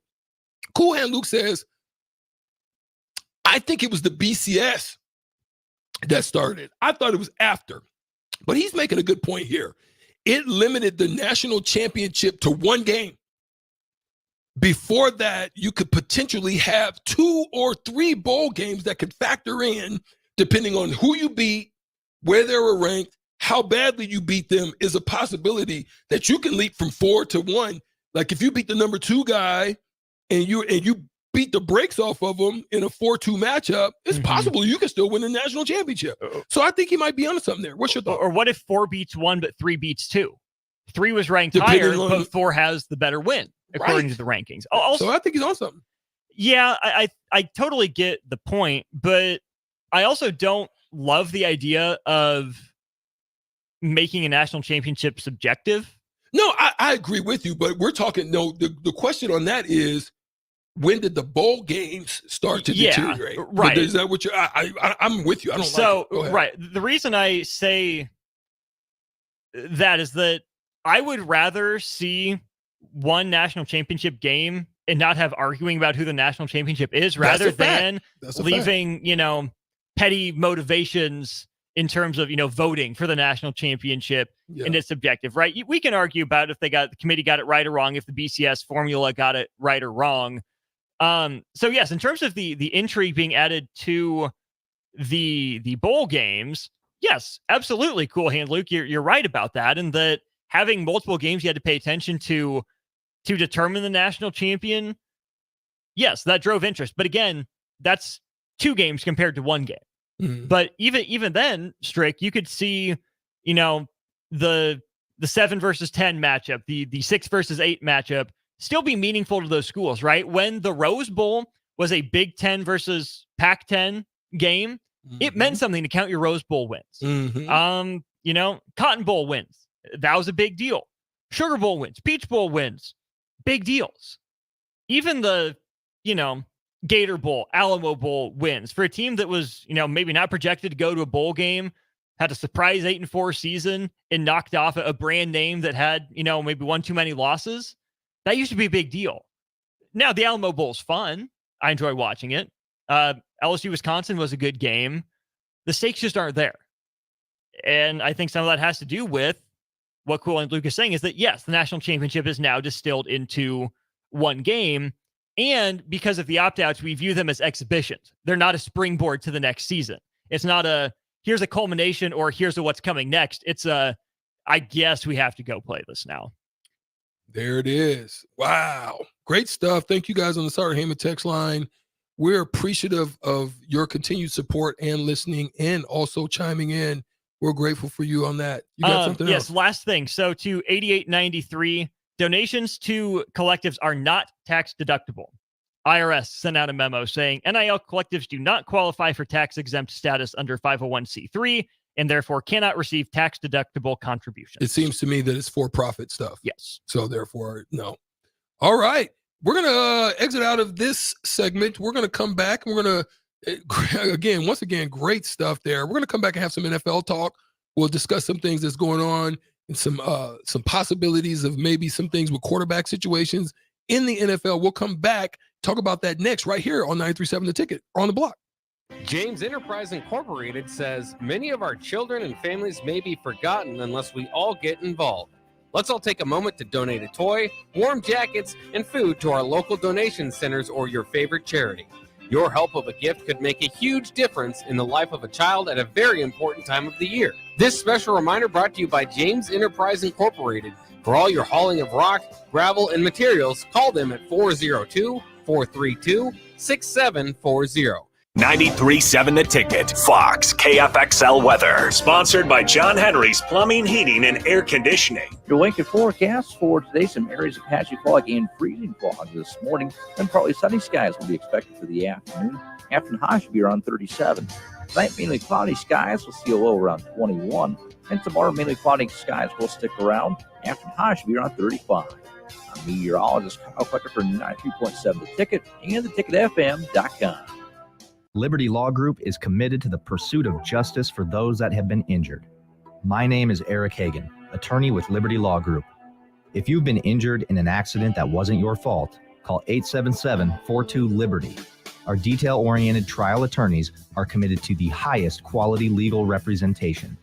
At Liberty Law Group, we will fight for you. Call 877-42-LIBERTY. Once again, that's 877-42-LIBERTY. The Mill Coffee and Tea inside our 93.7 The Ticket studio is now open 7 days a week. From 8 a.m. to 5 p.m. on weekdays and 8 a.m. to 1 p.m. on Saturday and Sundays, you can enjoy burritos, cinnamon rolls, fresh brewed coffee, delicious tea, or even their coffee and cream ale. Sold exclusively at the Ticket Mill location. Open 8 a.m. to 5 p.m. on weekdays and 8 a.m. to 1 p.m. on the weekends, right here at 1040 O Street in downtown Lincoln. Hey guys, Jake Sorensen here from Early Break. The garage door at our house has been needing replacement for a couple years, and a few months ago, we finally did something about it. Steve's Garage Doors and Services was great through the whole process in providing options and also going to the next level to get a door that was approved by our HOA. And best of all, the removal of the old door and installation of the new door was done smoothly with no issues. Call Steve's Garage Doors and Services today at 402-480-2840. Where will your path take you, traveler? To seek fortune in a new career? Or on a journey to distant lands for a well-deserved vacation? Wherever you go, one distraction could spell disaster. You can change your fate, adventurer. Don't drive distracted. Paid for by the NDOT Highway Safety Office. If you're in Seward or Milford, listen up. Select Plumbing is now servicing your area with no trip charges from Lincoln. Select Plumbing works on a variety of issues for your home and business, including general plumbing, water heaters, faucet and fixture repair, underground sewer and water repairs, backflow testing, and more. Keep your property free from leaks and other issues. Call today for a free estimate at 402-560-6197. It's not just Lincoln, Waverly, and the surrounding area anymore. It's also Seward and Milford with no trip charges. Contact Select Plumbing to inquire at 402-560-6197.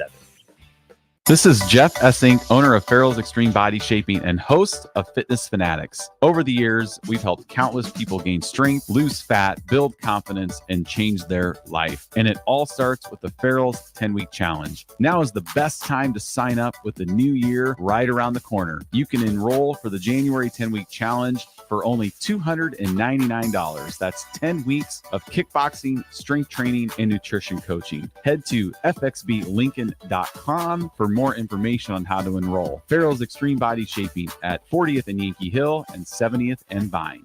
Action Plumbing, Heating, Air, and Electric brings exciting career opportunities for you or someone you know. They are now hiring plumbers, electricians, and HVAC techs and installers to continually build their professional team. They offer competitive pay and full benefits packages that include health, dental, vision, PTO, and 401k options. Action has created a positive team environment for over 50 years. Apply online at actionlincoln.com. Rico here with HIS Auto Care at 70th and Van Dorn, letting you know HIS is a great place to bring your vehicle for service. With superior service bumper to bumper, we'll treat your vehicle like it's your mother's. Doesn't get any better than that. So call 402-488-8934 and HIS Auto will make you glad you did. 5% off, mention this ad, and for sure your mother will be proud you called. 402-488-8934, HIS Auto Care, 70th and Van Dorn. God bless you. At Allo, we believe in the exceptional. From extraordinary whole home coverage to super fast speeds, our local teams are always on hand to make sure your service is running at top performance. Let go of lag, banish buffering, and enjoy outstanding service throughout your entire home. We believe in delivering nothing less than exceptional service, so that's exactly what we do. Visit us at allofiber.com to experience the exceptional. Big box stores are tempting for buying equipment for your high schooler in sports or for yourself in your sports leisures. But buying new is awfully expensive. Why not go somewhere with new and used options? Play It Again Sports has quality, slightly to gently used equipment, and 50% of their inventory is actually new equipment. And it's more than baseball, softball, and golf. They also have equipment for disc golf, fitness, hockey, and more. Plus, they're always buying products. Bring your gear you're done with and get trade money on the spot. Play It Again Sports at 48th and Vine. WWE Friday Night SmackDown returns to Lincoln, January 12th, 6:45 p.m. Pinnacle Bank Arena. Let's throw down right now. See Rey Mysterio, LA Knight, Bobby Lashley, The Street Profits, Charlotte Flair, Io Sky, Carlito. It's WWE's Friday Night SmackDown in Lincoln, January 12th. Tickets start at $25 and on sale now. Ticketmaster. My dream was to work in commercial banking, but it required a college degree and I didn't have one. I found out that Doane had classes for adult learners on the Lincoln campus and online. So I earned my bachelor's degree, and 5 months later, I landed my dream job. I decided to continue my education, and now I'm working on my MBA at Doane. For me, the Doane experience has been life-changing. Now back to On the Block with Strick and Austin on 93.7 The Ticket and theticketfm.com. This is On the Block. Austin Norman and Erick Strickland with you for another half an hour or so. With you every weekday, 2 to 4. Hey, make sure you go on Twitter if you're on that wonderful app or website and follow at On the Block 93.7. It's a new Twitter account we got set up for everything you need to know with the show. We'll tweet out the lineup. We'll tweet out the highlights, the clips, the articles, whatever it is you need to know for our show. You can find it all, your one-stop shop there at On the Block 93.7 on Twitter. Give us a follow there. Also follow Strick on Twitter at eStrick20, and I'm at Austin_Orman. Strick, let's dive into some NFL headlines here, starting with the Broncos. We'll get to them in a little bit, maybe with Jay too, but on the verge of releasing Russell Wilson. It's one thing to bench him, to make sure some incentives don't kick in. Happens all the time. It's the business of the NFL. What feels worse to me, again, I say this as someone who's never been pro Russell Wilson, just given what he did to Nebraska his 1 year against him in college. It just feels dirty for Denver to 1 year sign this guy to this huge extension. Say he's the quarterback of the future, to go trade for a head coach to pair with him to get the best out of him, and then say, now we're good. Almost like a college football coach saying, we put 1 year into you, but we don't think you can cut it anymore. You're good. I get it. It's a lot of money, but the fact that NFL teams can so easily bench their guys to not pay them and then cut them, yes, they'll owe him money, right? But it just seems so easy to get out of a contract. That is why I didn't play football. Like you look at the numbers now, the numbers are astronomical compared to back in the day. And even back in the day, a first round pick, like I remember when Lawrence Phillips' situation happened, when he was driving and the CHP stopped him, so forth and so on. He lost a $5 million bonus. He was a top 20 draft pick. Well, he's only got a $5 million bonus, right? Right. But that didn't mean nothing. That's all you got. I mean, outside of that, in your contract, there was no guarantee outside of that initial money. So the difference between this situation is it wasn't Watsonian. It wasn't, you know what I'm talking about. Right. It wasn't that full guarantee like Deshaun got. It was still a bad contract in a sense, but there were triggers. And there were multiple triggers. If you didn't really get to dig into this, there was multiple triggers on this particular contract. And those triggers were based on a 2025 to 2024 guarantee. And the injury clause was kicked in. So this is where the business gets bad. And the business gets bad, Austin, because it can work to the detriment of the Broncos, because players are seeing this live and in color. So they're seeing that when we do negotiate in faith, there's potentially some shady backdoor business that if you don't win in the leverage department that you have, or you feel you have, then you're going to just pretty much cancel out anything we've done or decided on. That injury clause would have kicked in, which would have guaranteed his contract for a certain amount of $100 million. I think it was $100 million. And now he's only due what's for 2024 by the benching, which is $39 million. Okay. So I'd say 61% savings. Huge savings. Now, even in that, there can be more savings that can kick in by the releasing. If someone decides to sign him, say for like $14 million, then they're only hit by the difference of the 14 and the 36 million in their cap. So that's 22. There you go. So there's a lot of numbers that are thrown out in this business in the way that they do things. I don't personally like it, but I could understand it. That's just the thing, right? It seems like the players get held accountable for their contracts, but the teams don't. Yeah, they still have to pay Russell Wilson a pretty chunk of change, like they said they would, but Russell Wilson can't do anything to get out of that contract, right? I guess he could renegotiate, but why would he? Even that injury clause, that trigger in March. That was the one that they really were trying to get him to relinquish. Right. Because, Strick, it seems like such a great safety blanket for a player to have. Mm-hmm. You never, you can speak to this as per athlete, never go into a season saying, oh yeah, I feel like I'm going to get hurt this year. Look at Aaron Rodgers. And he's older. Mm-hmm. Right? So you never go in thinking you're going to get hurt, but again, you're a pro athlete. I'm sure you confronted your athletic mortality, like knowing that it could happen. You saw it happen to dudes, I'm sure time and time again, get hurt out of the blue. Kevin Durant, yeah. Mm-hmm. So having that safety blanket would be so nice for a player to have, and you get why they would push for it. But here's the team weaponizing that against it, saying, okay, you want this? Well, guess what? We're not even going to give you a chance to hit it, even though you're not playing bad football. Yeah. Denver's not winning great, right? Their 5-game win streak was built off of defense and turnover luck more so than Russell Wilson, but a few thousand yards, 26-8 touchdown to interception ratio. Russell Wilson hasn't been the main problem outside of Denver just all of a sudden thinks he's making too much money. That's the problem. That's the issue. A lot of money, a lot of cap, cut bait and cut loss sooner than later. Sunk cost. Is what. So really, all they were really trying to do initially with the leveraging of that deal on the injury contract clause, or the injury clause in the contract, was they wanted to basically give him 2 years, which means he could go out to 2025. Everything would be guaranteed up to that. But that large kicker doesn't kick until 25 as opposed to 24. Right. So they were really just trying to get him to delay an extra year so that kicker didn't kick in the upcoming year. Hence the benching. Right. They were using the benching as a leverage tool to get him to negotiate. He decides to go to the NFL Players Association, then brings in attorneys saying basically, no, we're not going to do this. And then this is how the outcome plays out. And he went to the Players Association, which is probably the right move, which makes sense.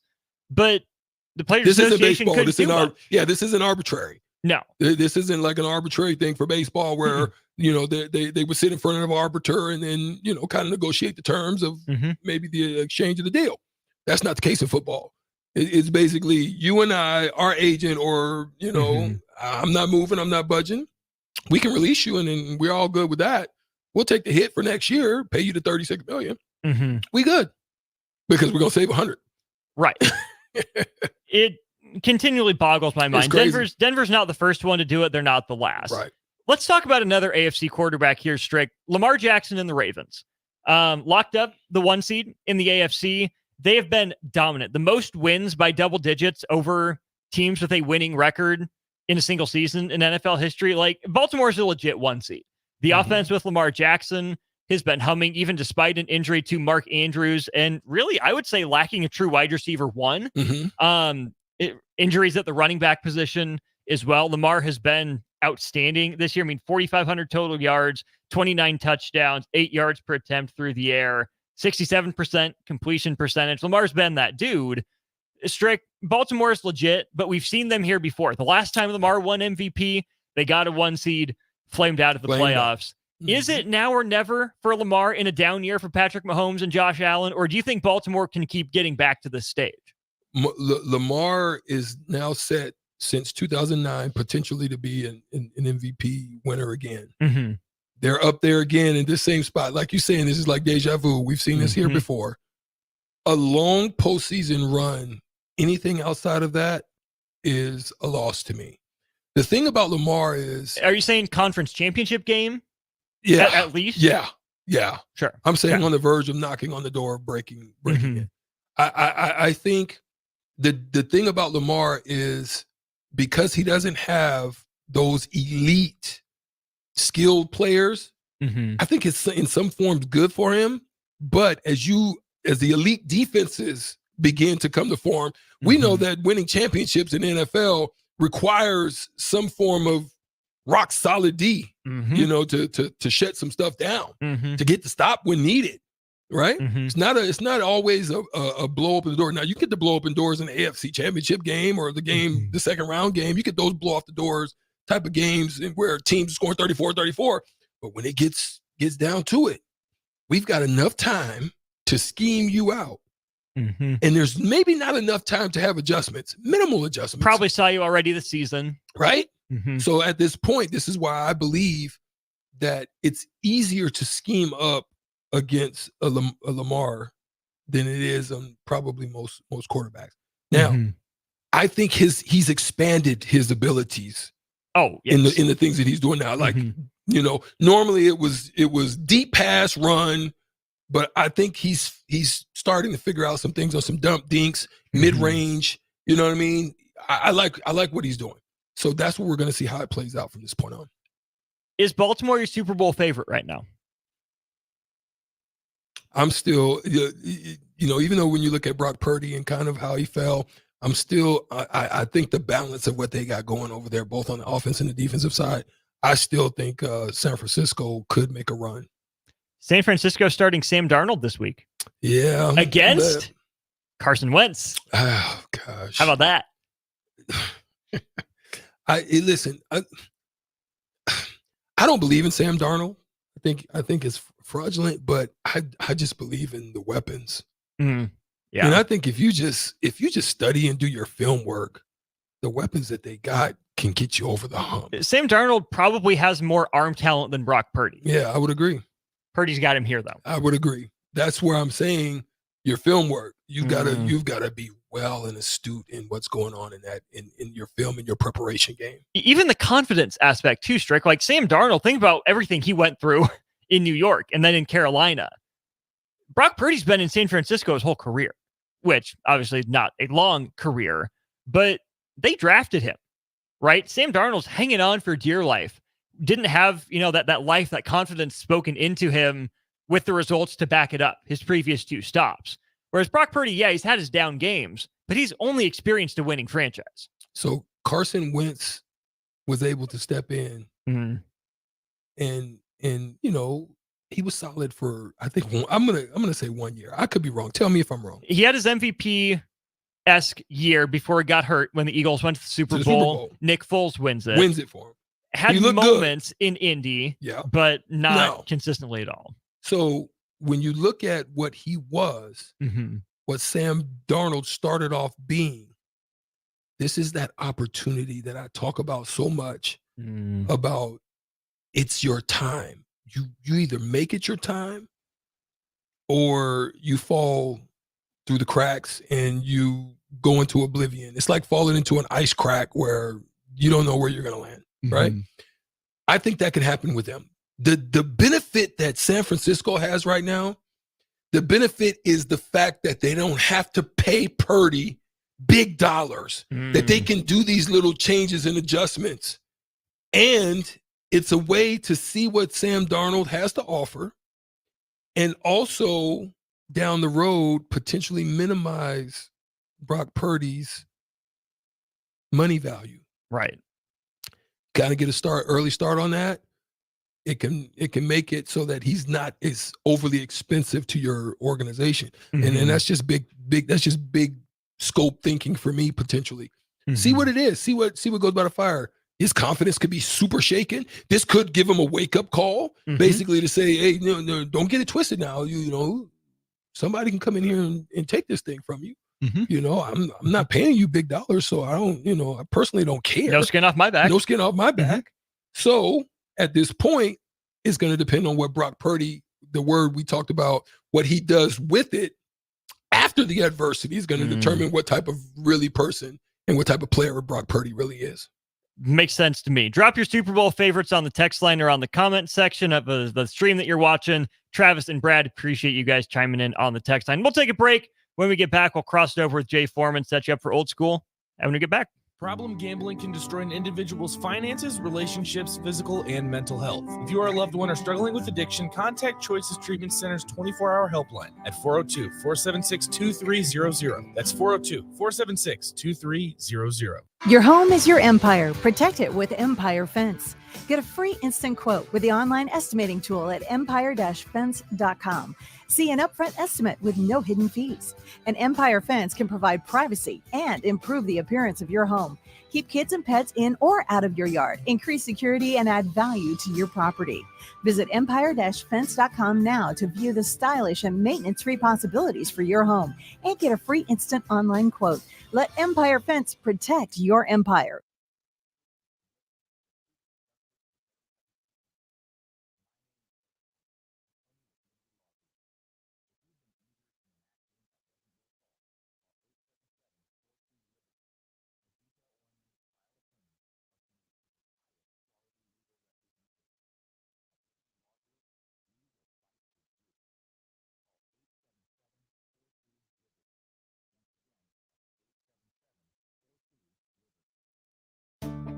At Allo, we believe in the exceptional. From extraordinary whole home coverage to super fast speeds, our local teams are always on hand to make sure your service is running at top performance.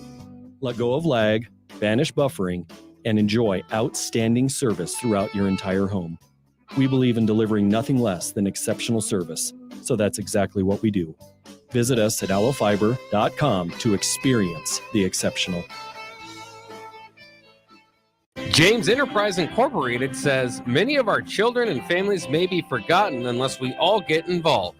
Let's all take a moment to donate a toy, warm jackets, and food to our local donation centers or your favorite charity. Your help of a gift could make a huge difference in the life of a child at a very important time of the year. This special reminder brought to you by James Enterprise Incorporated. For all your hauling of rock, gravel, and materials, call them at 402-432-6740.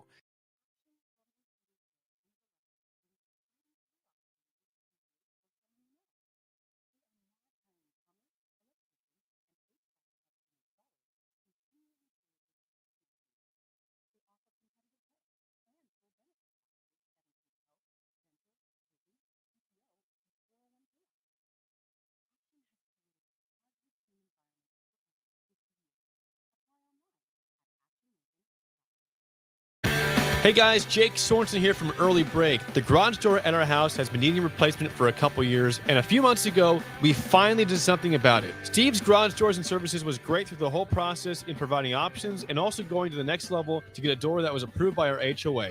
And best of all, the removal of the old door and installation of the new door was done smoothly with no issues. Call Steve's Garage Doors and Services today at 402-480-2840. Gaina Trucking is hiring CDL Class A and B drivers. Gaina Trucking guarantees a 40-hour work week year-round, and their strong team culture makes it not a job, but a career. Gaina Trucking offers health, vision, and dental insurance, 401k with company match, an employee assistance program, and other bonus programs. Build a better career today with great team culture at Gaina Trucking. Learn more and apply today at GainaTrucking.com. Is your furnace operating like you think it should? Find out with a service check now from the pros at Bryant. No matter what make or model, Bryant will perform a thorough system check to make sure you're good to go this winter. Bryant also offers free second opinion heat exchanger checks. Before you spend thousands on a new furnace, let Bryant check it free. Anytime you need furnace service or repair, just call Bryant Air Conditioning, Heating, Electrical, and Plumbing, 467-1111. We do whatever it takes.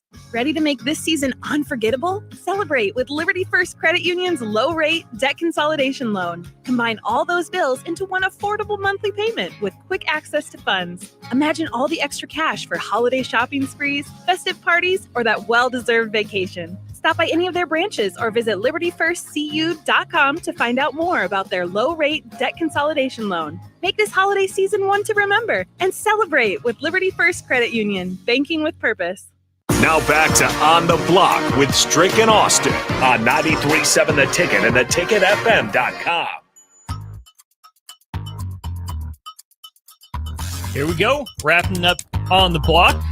I'm Austin Norman, joined by Erick Strickland. We got Jay Foreman in the house. What's up, Jay? What's good? What's up with it? Yo, it's another day, another opportunity to sit down and talk with the great Jay Foreman, 54. Nah, not 54. 56. Oh, 56. Damn. Yeah. So close. Is that a bad word? Too late. The button's too Yeah. far away. So it's all good. Yeah, all right. That's Yeah. not a bad Yeah, word. yeah. No, that's not all You're right. fine. That's not as bad as if I said. Right. Looks like it'll be just you and me talking here, Right, Jay. exactly, Strickland's not yet. exactly. I'm on one He right on now. one. Jay, go ahead. I'm going to make sure I wrote this down right. Jay, Yeah. we were talking about Billy Kemp, why he's going to the NFL draft, what, advice he got to do that. Mhm. Strick threw out there what teams are looking for, the order in which they're looking through all the aspects of a player. So Strick said it See if we're was matching up today, Jay. metrics and measurables first, tape second, and stats third. Is that right, Strick?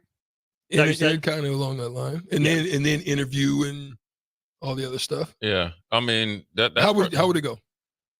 The way the NFL is now, it's big height, weight, speed, borderline height, weight, speed / potential, kind of NBA-ish, but more height, weight measurables.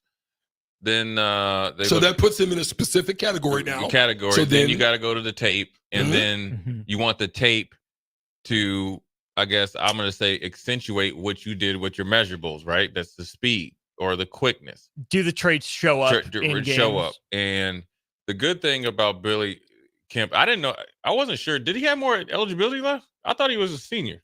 I did too, which makes me wonder, because I think plenty of guys, when they run out of eligibility, They still declare. Right. So, well, at the end of the day, the thing that the saving grace for him, he has a ton of tape.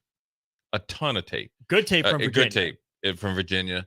And the one thing I will say with the connection, a recent connection with Matt Rule in the NFL, where he can give his experience recently, but then also they're more open to, okay, the situation had a little bit of injuries. You had a ton of quarterback turnover and things didn't work. They understand. The NFL isn't so bullheaded to think like you play receiver, your stats don't match up to what it was before, and it's just, that's it. They Now you're know, bad. right? Yeah. Okay, you got a quarterback issue. So, and then I don't think off the field or anything like that he has any problems. I think he, academically and all that, and in the locker room he's fine. So I think the biggest thing for him is to run well and to catch well and the 40 and be explosive, and then obviously special teams and with the ability mainly for him. Mm-hmm. The special teams is going to be the first thing. First thing. Punt return, kick return. I would also say in those interviews, keep telling people you will cover kicks. Mhm. Because I don't see him as a guy don't that matter. would do that, but you tell him you do. You do it. You tell him, and then you show him because he'll get a shot somewhere. And the great thing about it is the Dwayne "The Rock" Johnson and his group, they The UFL. merged the UFL. So there's going to be a lot No, the more. XFL. Is it UFL? Yes, it's the because UFL. XFL they put plus together. USFL. Right. That's right. So now UFL. there's going to be ton of legitimate chances. They got pro coaches. Wade Phillips is coaching San Antonio. So it's not like you got some head coach that nobody knows or respects. Even because Wade Phillips is a little bit older, so chance of him being a coordinator and stuff in the NFL, he might be a defensive senior analyst for a team, but being a coordinator anymore is probably not. But he has connections and the respect all across the NFL in that league. So for him, it's not where you start, it's where you finish. And all you need is one shot. And so the more that you can do special teams wise helps out any player, but specifically when you ask about Billy Kemp. Let's pause 10 seconds for station identification to get back to that conversation here on 93.7 The Ticket. This is Lincoln's home for sports talk on the FM dial. Also online at theticketfm.com. On the internet. KNTK FM Firth, 93.7 The Ticket.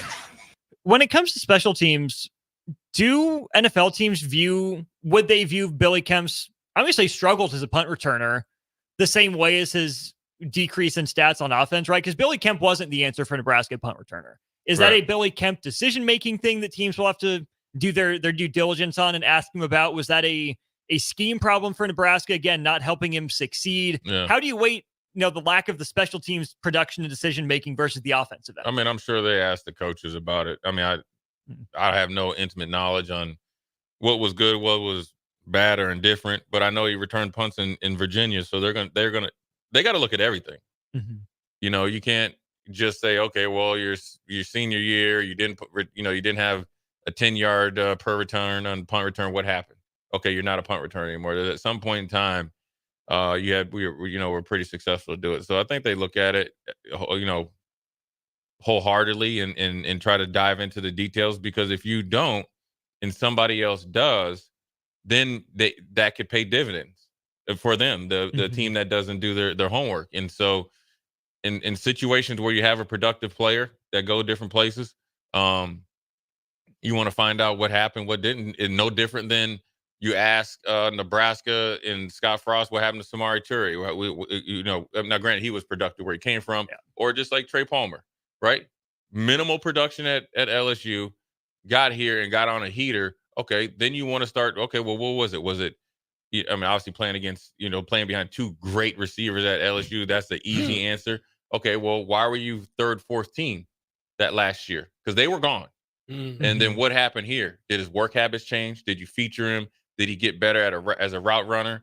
All that type of stuff. So I think it goes both ways, and guys that are going. The beautiful thing is that he was under the tutelage already of the one that was already here. Right. So those discussions, I'm sure, helped in that process to understand that point. Right. Because he came with Mickey. Right. And what he did differently to become a better player and more consistent player. Yeah. It wasn't just because Mickey was here. He had to change something and get better at something. Whether it was getting off of press coverage, making more 50-50 catches. But, it could be run after the catch or route running or whatever it may be. Knowledge of the defense to make it easier to throw it to him. And to be able to, another thing, you want to quarterback too. Right. And you want to see who steps up against like opponents, right? Strick going up against the Jay Foreman at like Minnesota State versus when you played Sean Respert and Steve Smith and all those guys. Yeah. I want to evaluate there because that gives me more comfort in the evaluation of Strick as I potentially bring him in as a draft pick or free agent or whatever. And yes, it's great to get drafted. I was fortunate enough to get drafted. I've seen a lot of guys have a longer career than guys get drafted.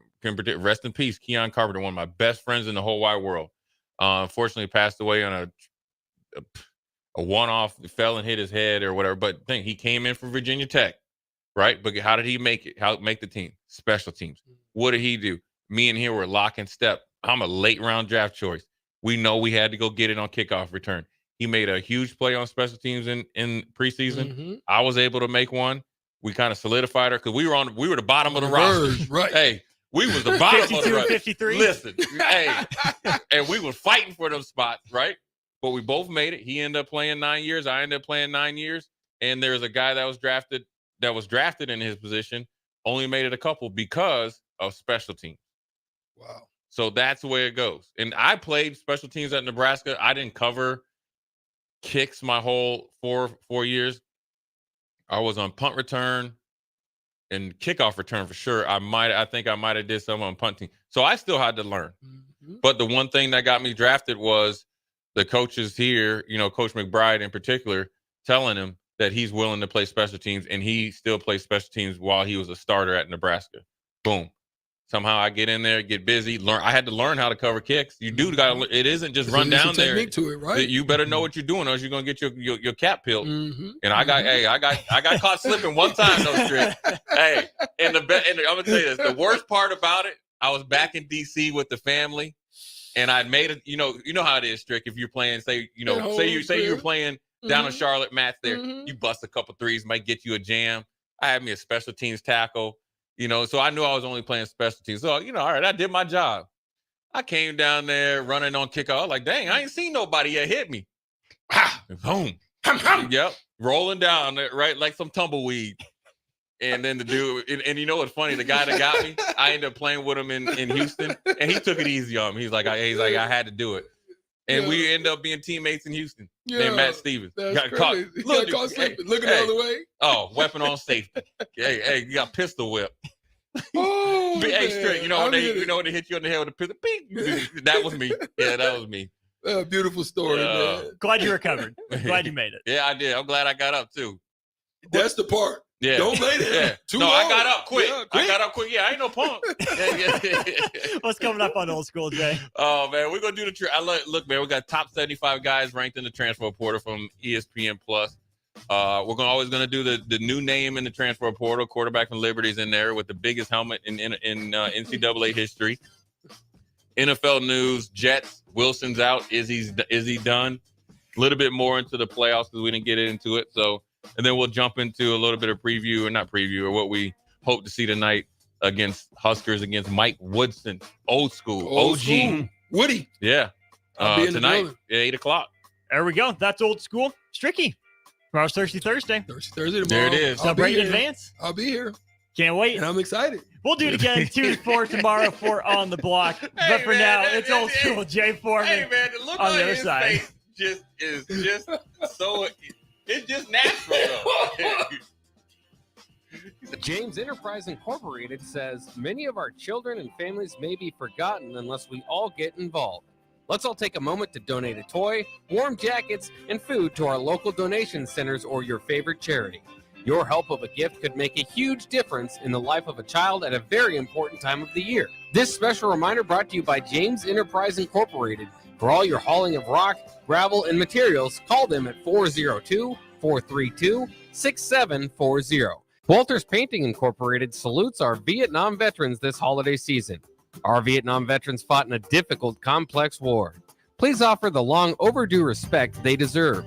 The staff at Walters Painting Incorporated is your interior, exterior, commercial, and residential painter.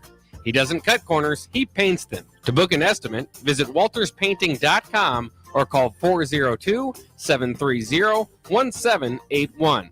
The staff at Walters Painting Incorporated honor our Vietnam veterans. A team succeeds when they work together. Banking's no different. At UBT, we're in your corner for every financial move you want to make. Your money's backed by a roster of experts who put in the work to know you and your community.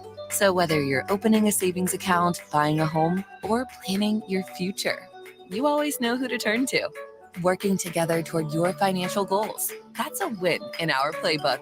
Union Bank and Trust. Equal housing lender, member FDIC. Ready to make this season unforgettable? Celebrate with Liberty First Credit Union's low-rate debt consolidation loan. Combine all those bills into one affordable monthly payment with quick access to funds. Imagine all the extra cash for holiday shopping sprees, festive parties, or that well-deserved vacation. Stop by any of their branches or visit libertyfirstcu.com to find out more about their low-rate debt consolidation loan. Make this holiday season one to remember and celebrate with Liberty First Credit Union, banking with purpose. 93.7 The Ticket, Fox, KFXL weather. Brought to you by Bryant Air Conditioning, Heating, Electrical, and Plumbing. Your Lincoln forecast for today: some areas of patchy fog and freezing fog this morning. Then partly sunny skies will be expected for the afternoon. Afternoon high should be around 37. Tonight, mainly cloudy skies. We'll see a low around 21. And tomorrow, mainly cloudy skies will stick around. Afternoon high should be around 35. I'm meteorologist Kyle Clucker for 93.7 The Ticket and theticketfm.com. A team succeeds when they work together. Banking's no different. At UBT, we're in your corner for every financial move you want to make. Your money's backed by a roster of experts who put in the work to know you and your community. So whether you're opening a savings account, buying a home, or planning your future, you always know who to turn to. Working together toward your financial goals. That's a win in our playbook. Union Bank and Trust. Equal housing lender, member FDIC. Action Plumbing, Heating, Air, and Electric brings exciting career opportunities for you or someone you know. They are now hiring plumbers, electricians, and HVAC techs and installers to continually build their professional team. They offer competitive pay and full benefits packages that include health, dental, vision, PTO,